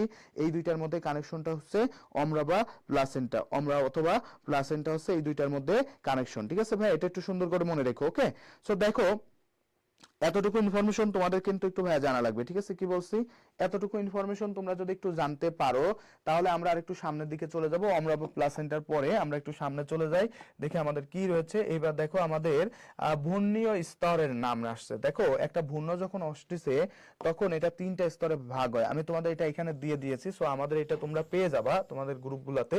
যখন আসলে এই যে বললাম না যে এইভাবে আসলে স্তর থাকে তিনটা, বুঝছো কি বলছি? এই যে স্তরগুলো থাকে তিনটা, একেবারে বাইরের যে স্তর আছে সেটাকে বলে অ্যাক্টোডাম। কি বলা আছে? অ্যাক্টোডাম। বাইরে যে স্তরটা আছে সেটা হচ্ছে অ্যাক্টোডাম, মাঝের যে স্তরটাতে আছে সেটা হচ্ছে মেসোডাম, আর ভিতরে যে স্তরটা থাকে মেসোডামের পর ভিতরে যে স্তরটা থাকে সেটাকে বলা আছে এন্ডোডাম, ঠিক আছে? এন্ডোডাম। এখন এটা আসলে হিসাব করে কিভাবে একটু খেয়াল করো, কিভাবে হিসাব করে আমি একটু বলে দিই। সেটা হলো আমাদের শরীরের হাত পা তৈরি হয় একভাবে, চোখ তৈরি হয় একভাবে, নাক তৈরি হয় একভাবে। আমাদের যে অ্যাক্টোডাম আছে, অ্যাক্টোডাম আছে বেসিক্যালি কি কি তৈরি করতেছে একটু দেখো। শরীরের বাইরে যে জিনিসগুলো আছে কি কি তুমি ইমাজিনেশন করতে পারতেছো? দেখো চুল দেখা যায়, নখ দেখা যায়, তাই না? খুর দেখা যায়। এই জিনিসগুলো তৈরি করে কে? তাইলে অ্যাক্টোডাম তৈরি করে। এরপর দেখো কি আছে, চোখ এবং অন্তঃকর্ণ, চোখ এবং অন্তঃকর্ণ তৈরি করে, তার দাঁতের এনামেল তৈরি করে। এই ইনফরমেশনগুলো একটু ভালো করে মনে রাখা লাগবে। এবং স্নায়ুতন্ত্র, সমগ্র স্নায়ুতন্ত্র, তার স্নায়ুতন্ত্র গঠন করে। তাহলে কি কি বলছি? আমাদের চোখ, চুল, নখ, নাক এইগুলা তৈরি করে। এরপর আছে আমাদের কান আর আছে অন্তঃকর্ণ তৈরি করবে। এরপরে কি আছে? চোখ তৈরি করবে এবং লাস্টে দাঁতের এনামেল এবং স্নায়ুতন্ত্র তৈরি করবে। এরপর আছে মেসোডাম, শরীরের ভিতরে কিছু অংশ তৈরি করবে। যেমন আছে এটা কি তৈরি করে? পেশি, পেশি তৈরি করে, পেশি, ঠিক আছে? কি বলছি? পেশি। আর আছে দাঁতের ডেন্টিন, এটাও পরীক্ষা আসে। দাঁতের এনামেল তৈরি করে হচ্ছে অ্যাক্টোডাম, আর দাঁতের ডেন্টিন তৈরি করে কি? Mesoderm, mesoderm. ওকে। এরপর দেখো রেশন জননের জননতন্ত্র, রেশন জননতন্ত্র, কঙ্কাল তন্ত্র, এগুলো সব তৈরি করে কি? মেসোডাম। আর অ্যান্ডোডাম কি করবে? অ্যান্ডোডাম করবে একেবারে ভিতরে জিনিসগুলো। সেগুলো কি হতে পারে? সেগুলো হতে পারে দেখো যকৃৎ, যকৃৎ তৈরি করে, অগ্নাশয় তৈরি করে, বুঝছো? অগ্নাশয় তৈরি করে, পাকস্থলী তৈরি করতেছে, রেশন জননতন্ত্রের ভিতরের কিছু অংশ তৈরি করতেছে, মধ্যকর্ণ, মধ্যকর্ণটা তৈরি করে কে? অ্যাক্টোডাম। এই জিনিসটা তোমাদের সবাইকে একটু সুন্দরভাবে পড়া লাগবে। যে জিনিসটা আমি এখানে দিয়ে দিয়েছি সেটা তোমরা ইনশাল্লাহ পড়ে নিলে পারবা, ঠিক আছে? আমাদের বইয়ের যে জিনিসটা সেটাই আমি তোমাদেরকে সরাসরি এখানে দিয়ে দিয়েছি। দেখো এই জিনিসটাই তোমরা পড়া লাগবে আমি যেগুলো বলছি। তাহলে অ্যাক্টোডাম তুমি সহজে বুঝতে পারতেছো, চুল, নখ, খুর, দাঁত, শিং এইগুলো তৈরি করে কে? অ্যাক্টোডাম। এরপর চোখ আর অন্তঃকর্ণ তৈরি করে কে? অ্যাক্টোডাম। দাঁতের এনামেল এবং স্নায়ুতন্ত্র তৈরি করে কে? অ্যাক্টোডাম। মেসোডাম কি তৈরি করে? মেসোডাম তৈরি করতেছে পেশি, দাঁতের ডেন্টিন তৈরি করতেছে। এছাড়া কি তৈরি করতেছে? কঙ্কালতন্ত্র, রক্তকন্ত্র, লসিকাতন্ত্র, রেশন জননতন্ত্র, এইগুলো তৈরি করে কে? মেসোডাম। এরপর অ্যাক্টোডামের ক্ষেত্রে কি মনে রাখবা? এন্ডোডামের ক্ষেত্রে কি মনে রাখবা? এটা মধ্যকর্ণ তৈরি করতেছে, যকৃৎ তৈরি করতেছে, অগ্নাশয় তৈরি করতেছে, শোষণতন্ত্র তৈরি করতেছে, পাকস্থলী এবং অন্যান্য যে আন্তরিক গ্রন্থি আছে সেগুলো তৈরি করতেছে। সো এই তিনটা জিনিস তোমাদের আসে পরীক্ষায়। এই তিনটা জিনিস যেহেতু আসে ভাইয়া, তাহলে কি পারা লাগবে না? পারতে হবে। তাহলে এই জিনিসগুলো একটু সুন্দর করে ভাইয়া মনে রেখো। অ্যাক্টোডাম মানে কি? বাইরের স্তর। এটা যদি কোষ চিন্তা করি, এটা স্তর বিশিষ্ট কোষ হয়, দ্বিস্তর বিশিষ্ট। বাইরে হলে অ্যাক্টোডাম, মাঝখানে মেসো, ভিতরে অ্যাক্টো। বাইরে হলে কি হবে? অ্যাক্টো, মাঝখানে মেসো, ভিতরে কি হবে? অ্যান্ডো। অ্যাক্টো, মেসো, অ্যান্ডো, ঠিক আছে? একটু সুন্দর করে মনে রাখলেই হবে। এরপর চলে যায় আমরা, সেটা হলো মানব জীবনের ধারাবাহিকতা, একটা ভ্রূণ বা শিশুর কিভাবে আসলে বিকাশটা ঘটে। একটু খেয়াল করো, এখানে দিয়েছি একটা ভ্রূণ বা বিকাশটা কিভাবে ঘটে। এখান থেকে কয়েকটা ইনফরমেশন তোমাদেরকে একটু পড়া লাগে। যেমন চতুর্থ সপ্তাহ, এই চতুর্থ সপ্তাহটা কেন ইম্পর্টেন্ট সেটা একটু বলে দিই। কারণ চতুর্থ সপ্তাহে হৃৎপিণ্ড তৈরি হয়। কি তৈরি হয়? হৃৎপিণ্ড তৈরি হয়। তাহলে চতুর্থ সপ্তাহটা একটু সুন্দর করে পড়বা। চতুর্থ সপ্তাহে কি তৈরি হচ্ছে? হৃৎপিণ্ড তৈরি হচ্ছে। এরপর যদি বলা হয় পঞ্চম সপ্তাহ, পঞ্চম সপ্তাহ থেকে কি তৈরি হচ্ছে? পঞ্চম সপ্তাহে মূলত হয় আছে মস্তিষ্ক, মস্তিষ্কের যেটা আছে মস্তিষ্ক, ঠিক আছে? মস্তিষ্ক তৈরি হয়, ঠিক আছে? কি বলছে? মস্তিষ্ক তৈরি হচ্ছে, মস্তিষ্ক তৈরি হতে থাকে। আর একটা তৈরি হচ্ছে লিম্বাট, ঠিক আছে? লিম্বাট তৈরি হয়, লিম্বাট মানে হাত পা তৈরি শুরু হয়, লিম্বাট। ওকে, এটা একটু মনে রেখো, লিম্বাট তৈরি হয়। ওকে। এরপর 6 সপ্তাহ, ষষ্ঠ সপ্তাহে কি হচ্ছে? মুখ, মুখ এবং চোখ, চোখ এবং কান, চোখ প্লাস হচ্ছে কান তৈরি হচ্ছে, চোখ আর কান, ঠিক আছে? এইগুলো একটু মনে রাখবা, চোখ এবং কান তৈরি হচ্ছে। 24 সপ্তাহ বয়সে আসছে, 24তম যে সপ্তাহ আছে এখানে চোখ খুলতে পারে। কি হচ্ছে? চোখ খুলতে পারে। কথাটা হচ্ছে চোখ খুলতে পারে, বুঝছো? আমার কথাটা সুন্দর করে বোঝা লাগবে, চোখ খুলতে পারে। জাস্ট আমরা যেগুলো বলতেছি এইগুলাই। আর বাচ্চাটা জন্ম হয় কবে? বাচ্চাটা জন্ম হয়েছে 9 সপ্তাহে। তাহলে এখান থেকে আমি এত বেশি কিছু পড়া ভাই দরকার নাই নাই নাই। আমরা যেগুলো বলবো সেইগুলো তুমি যদি সুন্দর করে ফলো করো তাহলেই হবে। চতুর্থ সপ্তাহে হৃৎপিণ্ড তৈরি হয়, পঞ্চম সপ্তাহে মস্তিষ্ক তৈরি হচ্ছে, সাতাশে লিম্বাক তৈরি হচ্ছে, সপ্তম সপ্তাহে চোখ প্লাস নাক তৈরি হচ্ছে, আর পঞ্চম সপ্তাহে আছে চোখ খুলতে পারে। এর সাথে একটু পড়তে পারো যে তৃতীয় সপ্তাহে আছে ঋতুস্রাব বন্ধ হয়। কি হয়? ঋতুস্রাব বন্ধ হয়। ঋতুস্রাব বন্ধ হইলে বোঝা যায়, বন্ধ যখন হয় তখনই বোঝা যায় যে এটা হচ্ছে কি হচ্ছে, এটা হচ্ছে বাচ্চা জন্মদানের জন্য সে পারফেক্ট। ওকে, ঋতুস্রাব দেখেই কিন্তু মেইনলি বোঝা যায়, বুঝছো? তাহলে এখান থেকে যে কথাগুলো বলতেছি আবারও বলি, তৃতীয় সপ্তাহে ঋতুস্রাব বন্ধ হয়, যা দেখে বোঝা যায় যে মাটা প্রেগনেন্ট। তাহলে চতুর্থ সপ্তাহে আছে হৃৎপিণ্ড তৈরি হয়, পঞ্চম সপ্তাহে আছে মস্তিষ্ক বা লিম্বার তৈরি হয়, ষষ্ঠ সপ্তাহে চোখ এবং কান তৈরি হচ্ছে, চোখ কান তৈরি হচ্ছে, 24তম সপ্তাহে কি হচ্ছে? চোখ খুলতে পারে। 24তম সপ্তাহে কি হচ্ছে? চোখ খুলতে পারে। একটা বাচ্চা যে জন্ম হবে 24তম সপ্তাহে কি হচ্ছে? চোখ এবং কান খুলতে পারে। 24তম সপ্তাহে কি হচ্ছে? চোখ এবং কান খুলতে পারে। ওকে, এটা একটু খুব সুন্দর করে মনে রাখতে হবে। 24তম সপ্তাহে কি হবে? চোখ এবং কান খুলতে পারে।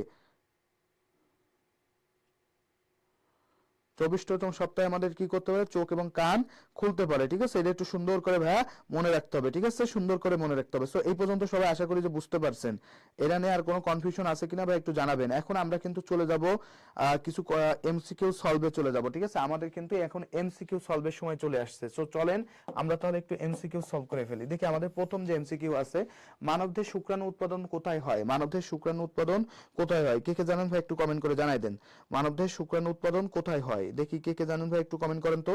মানবদেহে শুক্রাণু উৎপাদন এটা কোথায় হয়? আমি কিন্তু আপনাদের বলছি ডিম্বাশয়, অগ্নাশয়, অন্ডকোষ, বৃক্ক। বলেন তো কোথায় হয়? এই অন্ডকোষ মানে কি জানেন? অন্ডকোষ বলতে অ্যাকচুয়ালি কি বোঝায় জানেন? একটু বলে দিই। অন্ডকোষ মানে হচ্ছে, অন্ডকোষ মানে কি জানেন? একটু বলে দিই।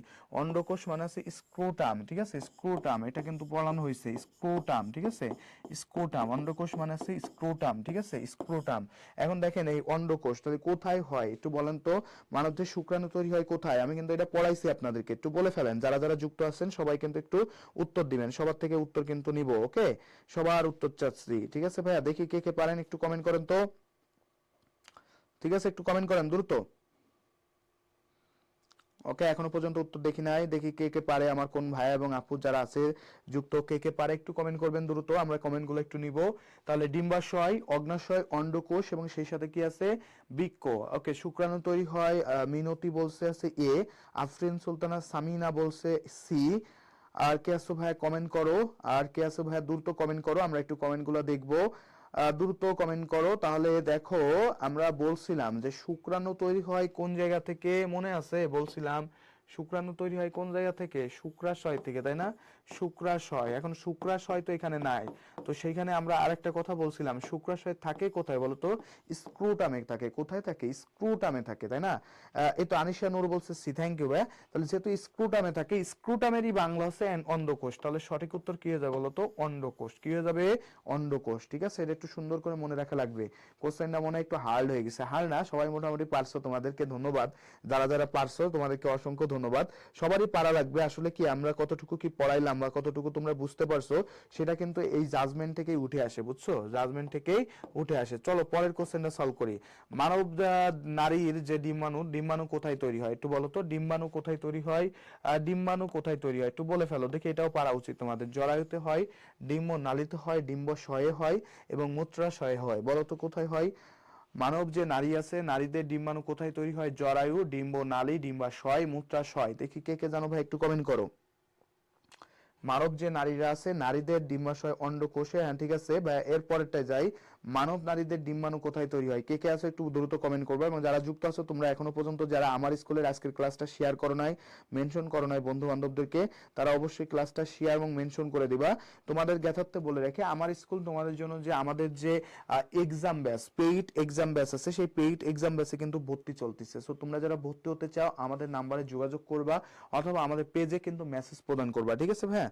ওকে, হৈমন্তী হিমু বলছে সি, আফরিন সুলতানা সামিনা বলছে সি, সি, তামান্না টি বলছে, ওর নামের সাথে টি আছে তো তাই টি বলে ফেলছে। আনিশা নূর বলছে সি, তামান্না এবার সঠিক আছে, সে বলছে সি। আফরিন বলছে সি। ওকে ভাইয়া, আর কে কাছে ভাই একটু কমেন্ট করো। তোমাদের যেহেতু আমরা কিন্তু বলছিলাম শুক্রাশয়ে তৈরি হয় শুক্রাণু, ডিম্বাশয়ে তৈরি হয় ডিম্বাণু বা ডিম, তাহলে সঠিক উত্তর কি হয়ে যাবে বলো তো? সি নাম্বারটা হয়ে যাবে সঠিক উত্তর। মিনতি পারছো, থ্যাংক ইউ ভাইয়া। চলো ভাইয়া পরের কোশ্চেনটা তাহলে সলভ করি, এটা যেহেতু আমরা পারছি। মানব ভ্রূণের বিকাশ কোথায় ঘটে? মানব যে ভ্রূণ আছে সেই ভ্রূণের বিকাশটা কোথায় ঘটে? মানব ভ্রূণের বিকাশটা কোথায় ঘটে? কে কে জানো ভাই একটু কমেন্ট করো তো। মানব ভ্রূণ আছে, মানব ভ্রূণের বিকাশটা কোথায় ঘটে? ডিম্বাশয়ে, জরায়ুতে, ডিম্ব নালীতে, যোনিতে, বলো তো কোথায় ঘটে? ডিম্বাশয়ে, জরায়ুতে, ডিম্ব নালীতে, আর কি বলছি যোনিতে, কোথায় ঘটে একটু বলো তো। আয়েশা সিদ্দিকা বলছে C, thank you so much ভাইয়া। তাহলে বিকাশ কোথায় ঘটবে একটু বলো তো ভাই, এটা কি হয়ে যাবে? বিকাশটা কোথায় ঘটবে একটু বলো। মানব ভ্রূণের বিকাশ কোথায় ঘটে? মানব ভ্রূণ যখন ভ্রূণ অবস্থায় থাকে তখন বিকাশটা কোথায় ঘটে একটু বলো তো। মানব ভ্রূণ এর বিকাশটা কোথায় ঘটে, নাম সহ বলো। আফরিন সুলতানা সামিনা বলছে হচ্ছে বি।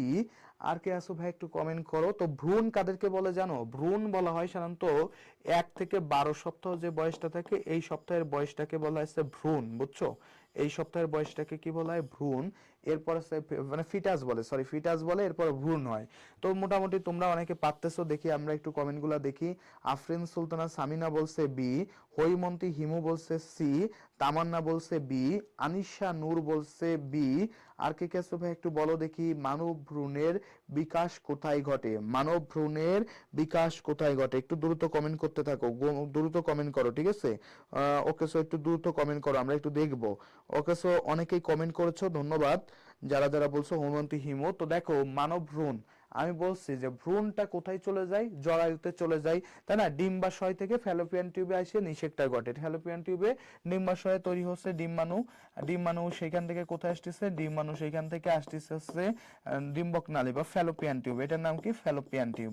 আর জনিত তো এটার সাথে কোনো সম্পর্ক নাই, তাই না? ফ্যালোপিয়ান টিউব, জনিত তো এটার সাথে কোনো সম্পর্কই নাই। তো এই সম্পর্কটা না হলে আমরা বাদ দিলাম। তাহলে নিষেক হওয়ার পর, নিষেকটা হচ্ছে কোথায়? ডিম্বনালীতে হচ্ছে নিষেক। নিষেকটা হওয়ার পর এটা কোথায় চলে যাচ্ছে? এটা চলে যাচ্ছে জরায়ুতে। এবং ভ্রূণটা মূলত বিকাশটা ঘটতেছে কোথায়? জরায়ুতে ঘটতেছে। কোথায় ঘটতেছে? জরায়ুতে ঘটতেছে। তাহলে সঠিক উত্তরটা কি হয়ে যাবে? বি নাম্বারটা হয়ে যাবে সঠিক উত্তর। ওকে, চলো পরের কোশ্চেনটা দেখি। গর্ভধারণের জন্য কোনটি সংযোজন প্রয়োজন? গর্ভধারণের জন্য কোনটি সংযোজন প্রয়োজন? 2 শুক্রাণু, 2 ডিম্বাণু, শুক্রাণু ও ডিম্বাণু, রক্তকণিকা। গর্ভধারণের জন্য আসলে কি লাগে ভাই একটু বলে ফেলো তো, এটা সঠিক উত্তর কি হবে? এটা কিন্তু খুব সহজ একটা কোশ্চেন তোমাদের জন্য, তাই না? যে গর্ভধারণের জন্য আসলে কি দরকার হয় বলো দেখি, কে কে পারো ভাইয়া কমেন্ট করে জানাই দাও। 2টা শুক্রাণু হইলেই হয়ে যাবে? 2টা ডিম্বাণু হইলে হয়ে যাবে? শুক্রাণু এবং ডিম্বাণুর দরকার হবে নাকি রক্তকণিকার দরকার হবে একটু বলো তো ভাই, এটা কি হবে? সবার মোটামুটি কমন আছে, এটা কমন উত্তরটা কমন ভাবে দিয়ে ফেলো। আচ্ছা তোমরা যারা যুক্ত আছো এখনো পর্যন্ত, যারা ক্লাসটা শেয়ার করো না, অবশ্যই ক্লাসটা একটু শেয়ার করে দাও। বন্ধু বান্ধবদের সাথে অবশ্যই একটু মেনশন করে দাও। যারা ক্লাসটা এখনো মেনশন করো নাই তারা অবশ্যই ক্লাসটা একটু মেনশন করে দিবা। ওকে সো আমি তোমাদের থেকে এই উত্তরটা নিতে চাচ্ছি, সো একটু উত্তরটা দিয়ে ফেলো ভাইয়া, দেখি কে কে জানো ভাইয়া, কমেন্টে উত্তরটা একটু দিয়ে ফেলো দেখি। আফরিন সুলতানা সামিনা বলছে সি, আনিশা নূর বলছে C, Shanta Akter C. Okay so একটু বলতে থাকো ভাইয়া। দেখো আমি যদি বলি গর্ভধারণের জন্য কি লাগবে, 2টা শুক্রাণু হলে হবে? যে পুরুষ নিয়ে আসলাম 2টা পুরুষের জিনিস হলে হবে? হবে না। সো তাইলে কি আবার ডিম আনো, 2টা ডিম হইলে হবে? ডিম তো হবে না, কি লাগবে? শুক্রাণু প্লাস ডিম্বাণু উভয়ের দরকার, তাই না? নিষেকের জন্য একটা শুক্রাণু একটা ডিম্বাণু দরকার হয়। তাহলে সঠিক উত্তর কি হয়ে যাবে বলো তো? সি হয়ে যাবে। সঠিক উত্তরটা কি হয়ে যাবে? সি হয়ে যাবে, তাই না? তোমরা এটা মোটামুটি পারছো। তাহলে চলো পরে যাই। তাহলে শুক্রাণু এবং ডিম্বাণু উভয়ের দরকার হয়। নিষেক সাধারণত কোথায় ঘটে? এটা তোমাদেরকে পড়ানো হয়েছে, বারবার বলতেছি, চিৎকার করতে করতে গলা ফেটে যাচ্ছে, তারপরও এটা যদি উত্তর না দিতে পারো আর কিচ্ছু করার থাকবে না, ঠিক আছে? এটা বারবার বলছি। এখন বলো তো নিষেক সাধারণত কোথায় ঘটে? জরায়ুতে ঘটে, ডিম্বনালীতে ঘটে, যোনিতে ঘটে, ডিম্বাশয়ে ঘটে। বলো তো ভাই এটা কোথায় ঘটে? নিষেক সাধারণত কোথায় ঘটে একটু বলে ফেলো তো ভাইয়া, দেখি কে কে পারো। নিষেক সাধারণত কোথায় ঘটে? নিষেক সাধারণত কোথায় ঘটে? নিষেক সাধারণত কোথায় ঘটে, ঠিক আছে, নিষেক সাধারণত কোথায় ঘটে। দেখি কে কে পারো ভাই একটু কমেন্ট করো তো, দেখি আমার কোন কোন ভাই এবং আপু এটা পারে। ওকে, সো দেখি আমার আয়েশা সিদ্দিকা আপু যুক্ত আছে, তামান্না যুক্ত আছে, আফরিন যুক্ত আছে, আনিশা আনিশা নূর যুক্ত আছে, হৈমন্তী আপু যুক্ত আছে, তারপর কে আছে দেখি, শান্তা আপু যুক্ত আছে। সবাই একটু উত্তর দিবে এটা, নিষেক সাধারণত কোথায় ঘটে, নিষেক, ঠিক আছে, একটু বলো তো দেখি। ওকে, সো এখনো পর্যন্ত আমরা উত্তর পাই নাই, দেখে আমাদের স্টুডেন্টরা উত্তর দিবে, আমি আশা করি যে তারা উত্তর দিবে, ঠিক আছে। আমাদের স্টুডেন্টরা অনেক অ্যাক্টিভ এবং তারা যথেষ্ট ভালো পারে, যেহেতু ভালো পারে তাহলে ভালোভাবে উত্তর দিবে। আফরিন সুলতানা সামিনা বলছে এ। আর কে কে আছো ভাইয়া একটু বলো দেখি। ওকে, আমি কিন্তু এটা বলছি, বারবার বলছি এবং বারবার বলতেছি, ঠিক আছে, এটা একটু আগেও বললাম, একটু আগেও কিন্তু তোমাদের এটার উত্তর দিয়ে দিচ্ছি, তাই না, একটু আগেও কিন্তু এটার উত্তর দিয়েছি। আয়েশা সিদ্দিকা এ বলছে।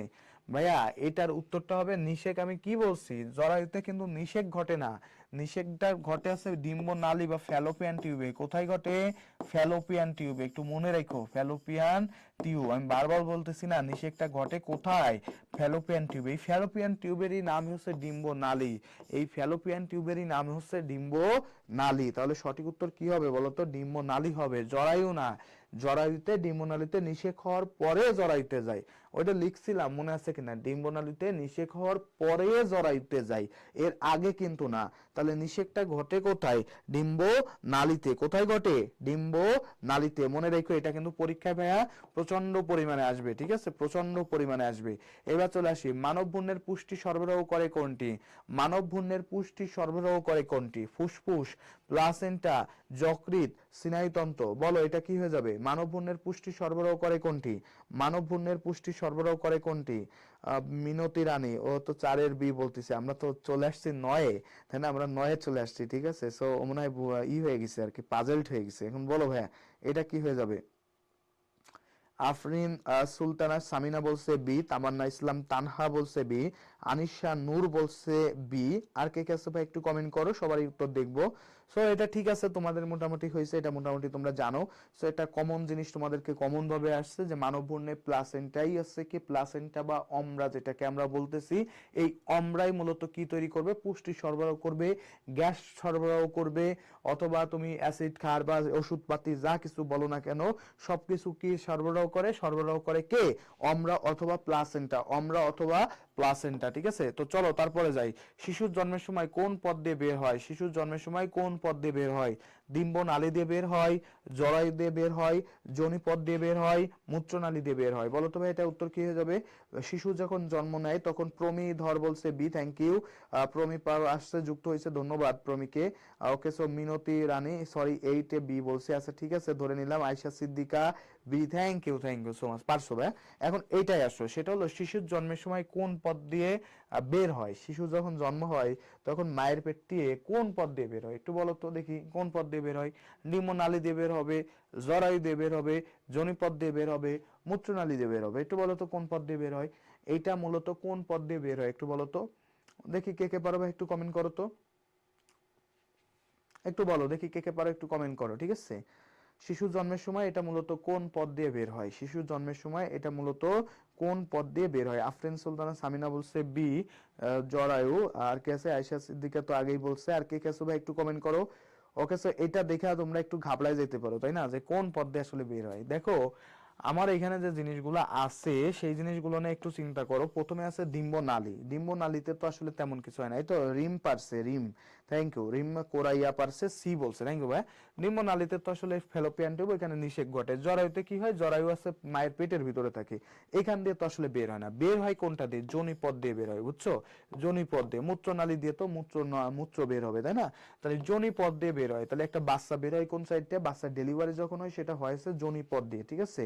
প্রমি পারছে, আফরিন পারছে, তাহলে উত্তর কি হয়ে যাবে, যোনিপথ। উত্তরটা কি হয়ে যাবে বলতো, যোনিপথ হয়ে যাবে। ওকে, চলো পরেরটা দেখি, পরের যেখানে আছে তার আগে একটু বলি জন্ম নিয়ন্ত্রণ পদ্ধতি নিয়ে একটু বলি। জন্ম নিয়ন্ত্রণ পদ্ধতি ইউজুয়ালি আছে দুই ধরনের হয়ে থাকে, একটু মনে রেখো, একটা আছে স্থায়ী আর একটা আছে অস্থায়ী। এই দুই ধরনের পদ্ধতি হয়ে থাকে, একটা আছে স্থায়ী পদ্ধতি আর একটা আছে অস্থায়ী পদ্ধতি। তো অস্থায়ী পদ্ধতি আর আছে স্থায়ী পদ্ধতি। অস্থায়ী পদ্ধতি কি কি আছে, অস্থায়ী পদ্ধতিগুলোর মধ্যে যেমন ধরো বলতে পারো কন্ডোম আছে, কন্ডোম আছে, তারপরে আছে ইনজেকশন, ইনজেকশন, ইনজেকশন আছে, তারপর ধরো যে কি আসে বিভিন্ন ধরনের, ধরো যে বলতে পারি যে বড়ি, ঠিক আছে, ঔষধ বা বড়ি জাতীয় যে জিনিসগুলো খাওয়া হয়। তারপরে আছে ধরো যে কিছু আছে ফিজিক্যাল কিছু আছে, তারপরে ধরো আরো অনেক কিছু আছে, আইইউডি আছে, ওকে, আইইউডি ইন্ট্রা ইউটেরাইন ডিভাইস আছে, তারপরে এরকম অনেক কিছু তুমি পাবা। আর আমাদের মেইনলি আছে স্থায়ী পদ্ধতিটা বলতে হয়। স্থায়ী পদ্ধতি আছে দুই ধরনের, একটা আছে ভ্যাসেকটমি আর একটা আছে টিউবেকটমি।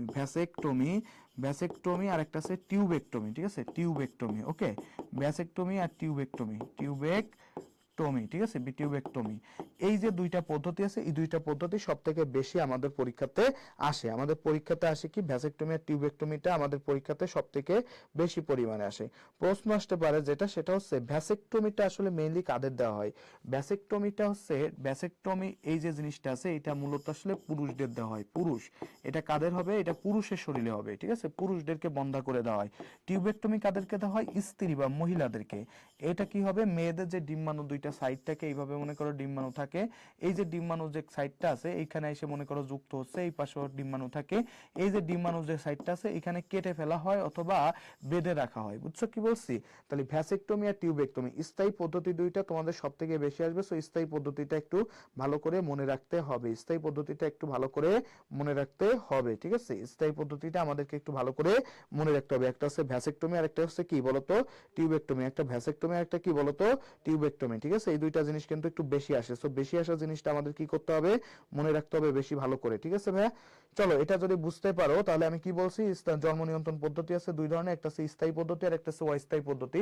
অস্থায়ী পদ্ধতির মধ্যে রয়েছে কন্ডম রয়েছে, ইনজেকশন রয়েছে, বড়ি রয়েছে, আইইউডি রয়েছে, এরকম অনেক কিছু আছে, জেলি আছে, ইত্যাদি ইত্যাদি ইত্যাদি, আমরা অনেক কিছু ব্যবহার করে থাকি, ঠিক আছে। এবার দেখো স্থায়ী পদ্ধতিতে কি আছে, ভ্যাসেকটমি আর টিউবেকটমি। ভ্যাসেকটমি কাদের করা হয়, পুরুষদের। টিউবেকটমি কাদেরকে করা হয়, স্ত্রীদের। কাদেরকে করা হচ্ছে, স্ত্রীদের। জাস্ট এই কথাটা একটু সুন্দর করে মনে রাখলেই ভাইয়া হয়ে যাবে, ওকে। তো চলো আমরা পরে যাই, আমরা এখন একটু চলে আসি, সেটা হলো রোগ ব্যাধিতে চলে আসি। আর সেটা হলো জন্ম নিয়ন্ত্রণের নিচের কোনটি একটি স্থায়ী জন্ম নিয়ন্ত্রণ পদ্ধতি, নিচের কোনটি একটা স্থায়ী জন্ম নিয়ন্ত্রণ পদ্ধতি। কন্ডম, সেটা আমি বলছি অস্থায়ী, সেটা কিন্তু স্থায়ী না।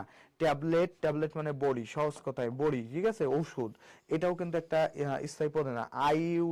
আইইউডিও কি বলছিলাম বলতো, অস্থায়ী বলছিলাম। কন্ডম, ট্যাবলেট, আইইউডি তো লিখছিলাম। তাহলে এইগুলো সব কি বলতো, অস্থায়ী। এই সবগুলো কি বলতো, অস্থায়ী। তাহলে আমার স্থায়ী পদ্ধতি কয়টা বলতো, দুইটা, একটা হচ্ছে ভ্যাসেকটমি আর একটা হচ্ছে টিউবেকটমি। একটা হচ্ছে ভ্যাসেকটমি যেটা পুরুষদের করা হয়, ভ্যাসেকটমি, আর একটা হচ্ছে টিউবেকটমি, ঠিক আছে, টিউবেকটমি। দুই নাম্বার কি আছে, টিউবেকটমি। তো এখানে ভ্যাসেকটমি আর টিউবেকটমি দেওয়া নাই, টিউবেকটমি এই দুইটা লেখা নাই, কি লেখা আছে, বন্ধাকরণ। এই বন্ধাকরণ মানে হচ্ছে ভ্যাসেকটমি আর টিউবেকটমি। তাহলে ভ্যাসেকটমি আর টিউবেকটমি মানে কি, বন্ধাকরণ বা বন্ধা করে দেওয়া, মানে কি সন্তান জন্ম দিতে পারবে না, ঠিক আছে, ফ্যামিলি প্ল্যানিং করা, ঠিক আছে। আগে এক সময় বলা হইতো যে একটা হলে ভালো হয়, দুইটার বেশি নয়, এই কথা বলা হতো।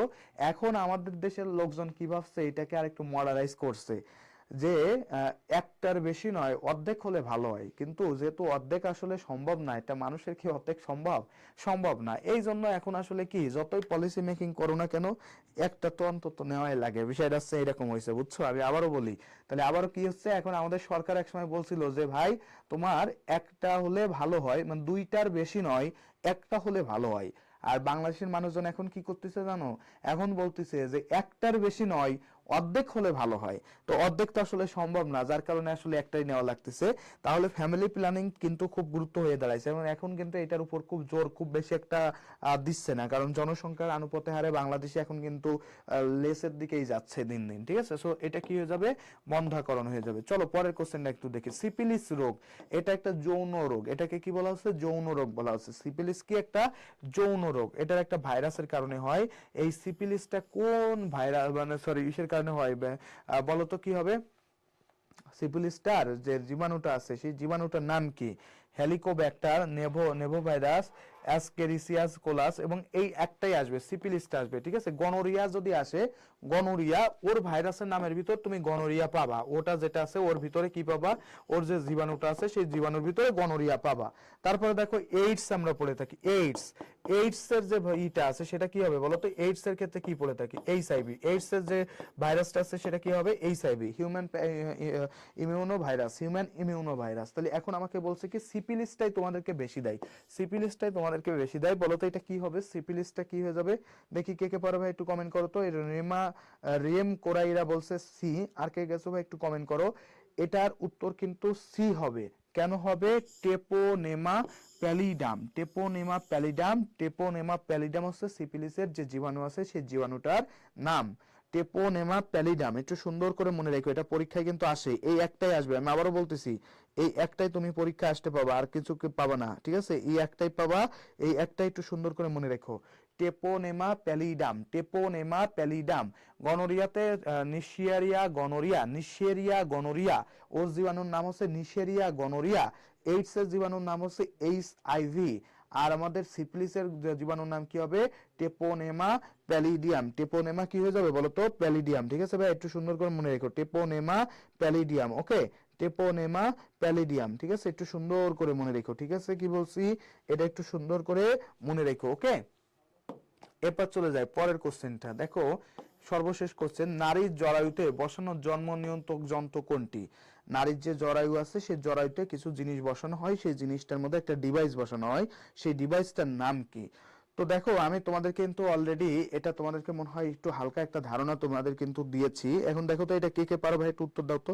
কার কার মনে আছে এটা পারবা কে কে একটু বলো তো, কনফিডেন্সের সাথে বলো, কোনো সমস্যা নাই, না পারলেও সমস্যা নাই, আমরা তো আছি, আমরা তো বলেই দিব, তাই না? এটা ডিভাইস বসানো হয়। এখন কন্ডম মানে কি সে তো তোমরা নিশ্চয়ই জানো, এরা তো নিশ্চয়ই কোনো ডিভাইস না, সো এটা বাদ। ক্যাপ মানে হচ্ছে মনে করো এটাও কোনো ডিভাইস না। ইনজেকশনও কি আমাদের শরীরে দেওয়া হয় হচ্ছে কি বলতো, ইনজেকশন পুশ করে, সো এটাও কোনো ডিভাইস না। এইটার নাম হচ্ছে ইন্ট্রা, এটার নাম কি? Intra uterine device. এটার নাম কি জানো? Intra uterine device. তো যেহেতু এটা ডিভাইস নাম রয়েছে, ডিভাইস মানে কি যন্ত্র নামটা রয়েছে, তাহলে সঠিক উত্তরটা কি হয়ে যাবে বলো তো ভাইয়া? সঠিক উত্তর হয়ে যাবে হচ্ছে এ। সঠিক উত্তর কি হয়ে যাবে বলো তো? এ। বোঝা গেছে কি বলছি? সঠিক উত্তর কি হয়ে যাবে বলো তো? এ। ওকে, একটু সুন্দর করে মনে রেখো, এটা সঠিক উত্তর কি হয়ে যাবে? Intra uterine device. সো ভাইয়া আজকে আমাদের যে লেকচারটা ছিল মানব জীবনের ধারাবাহিকতা, সেটা কিন্তু আমরা এই পর্যন্ত শেষ করে ফেললাম। সো তোমরা যারা যারা যুক্ত আছো আমাদেরকে একটু বলবা যে ক্লাসটা তোমরা বুঝতে পারছো কিনা, তোমাদের কারো কোনো সমস্যা আছে কিনা, একটু অবশ্যই কমেন্ট করে জানাই দিবা যে ভাইয়া এভরিথিং তোমরা সবকিছু বুঝতে পারছো কিনা, কারোর কোনো সমস্যা হয়েছে কিনা। আনিশা নূর পারছো, আয়েশা পারছো, থ্যাংক ইউ ভাই। যদি কারো কোনো সমস্যা থাকে সেটা আমাদেরকে অবশ্যই একটু জানাই দিবা। এবং সেই সাথে একটু বলে রাখি, আমার স্কুল, আমাদের যে স্কুল বা আমার স্কুল যে আমরা যে প্ল্যাটফর্মটা, আমরা কিন্তু তোমাদের জন্য আমরা কিন্তু ফ্রি ক্লাসের আয়োজন করেছি। এই যে ফ্রি ক্লাস, এইখানে কি থাকতেছে, আমাদের বিএসসি যারা আছে, আমাদের যে কোর্স বিএসসি এবং ডিপ্লোমা, এই যে বিএসসি তে তোমরা যারা পরীক্ষা দিবা অথবা ডিপ্লোমা বা মিডওয়াইফারিতে তোমরা যারা পরীক্ষা দিতে চাও, এই যে মিডওয়াইফারি অথবা ডিপ্লোমা যে শিক্ষার্থীরা আছো, তোমাদের একটু জ্ঞাতার্থে বলে রাখি, তোমরা 168টি এক্সাম দিতে পারবা অনলি 500 এবং 600 টাকা। দ্যাটস মিনস ডিপ্লোমা হলে 500 টাকা, বিএসসি হলে 600 টাকা।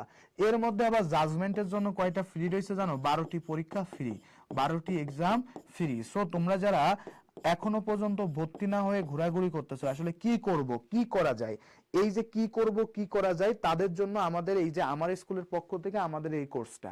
সো তোমরা যারা আসলে এখনো পর্যন্ত ভর্তি হও নাই, দ্রুত ভর্তি হয়ে যাও। ওকে, সো দ্রুত ভর্তি হয়ে যাও। শান্তা বলছে অল ক্লিয়ার ভাইয়া, রিম কোরাইরা বলছে জি ভাই বুঝতে পারছি, প্রমি ধর বলছে বুঝতে পারছি, থ্যাংক ইউ।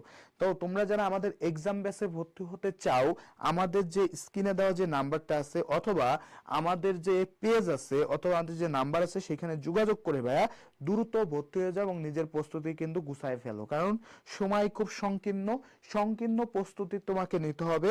আর আমার স্কুল থাকবে তোমার সাথে, দেখা হবে তোমাদের সাথে স্বপ্ন বিজয়ে। সো ধন্যবাদ তোমাদেরকে, এত কষ্ট করে তোমরা ক্লাসটা করেছো এবং আশা করি যে ক্লাসটা বুঝতে পেরেছো।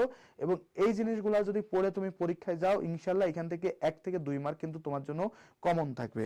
সো তোমাদের সবাইকে অসংখ্য ধন্যবাদ, থ্যাংক ইউ সো মাচ আজকে ধৈর্য ধরে এতক্ষণ ধরে ক্লাস করার জন্য। সো তোমরা সবাই আমার স্কুলের সঙ্গে থাকবা, আমাদের সঙ্গে থাকবে, ইনশাল্লাহ দেখা হবে তোমাদের সাথে বিজয়ে। সেই প্রত্যাশা রেখে সকলের সুস্বাস্থ্য কামনা করে আমার জন্য দোয়া করবা। আল্লাহ হাফেজ, আসসালামু আলাইকুম।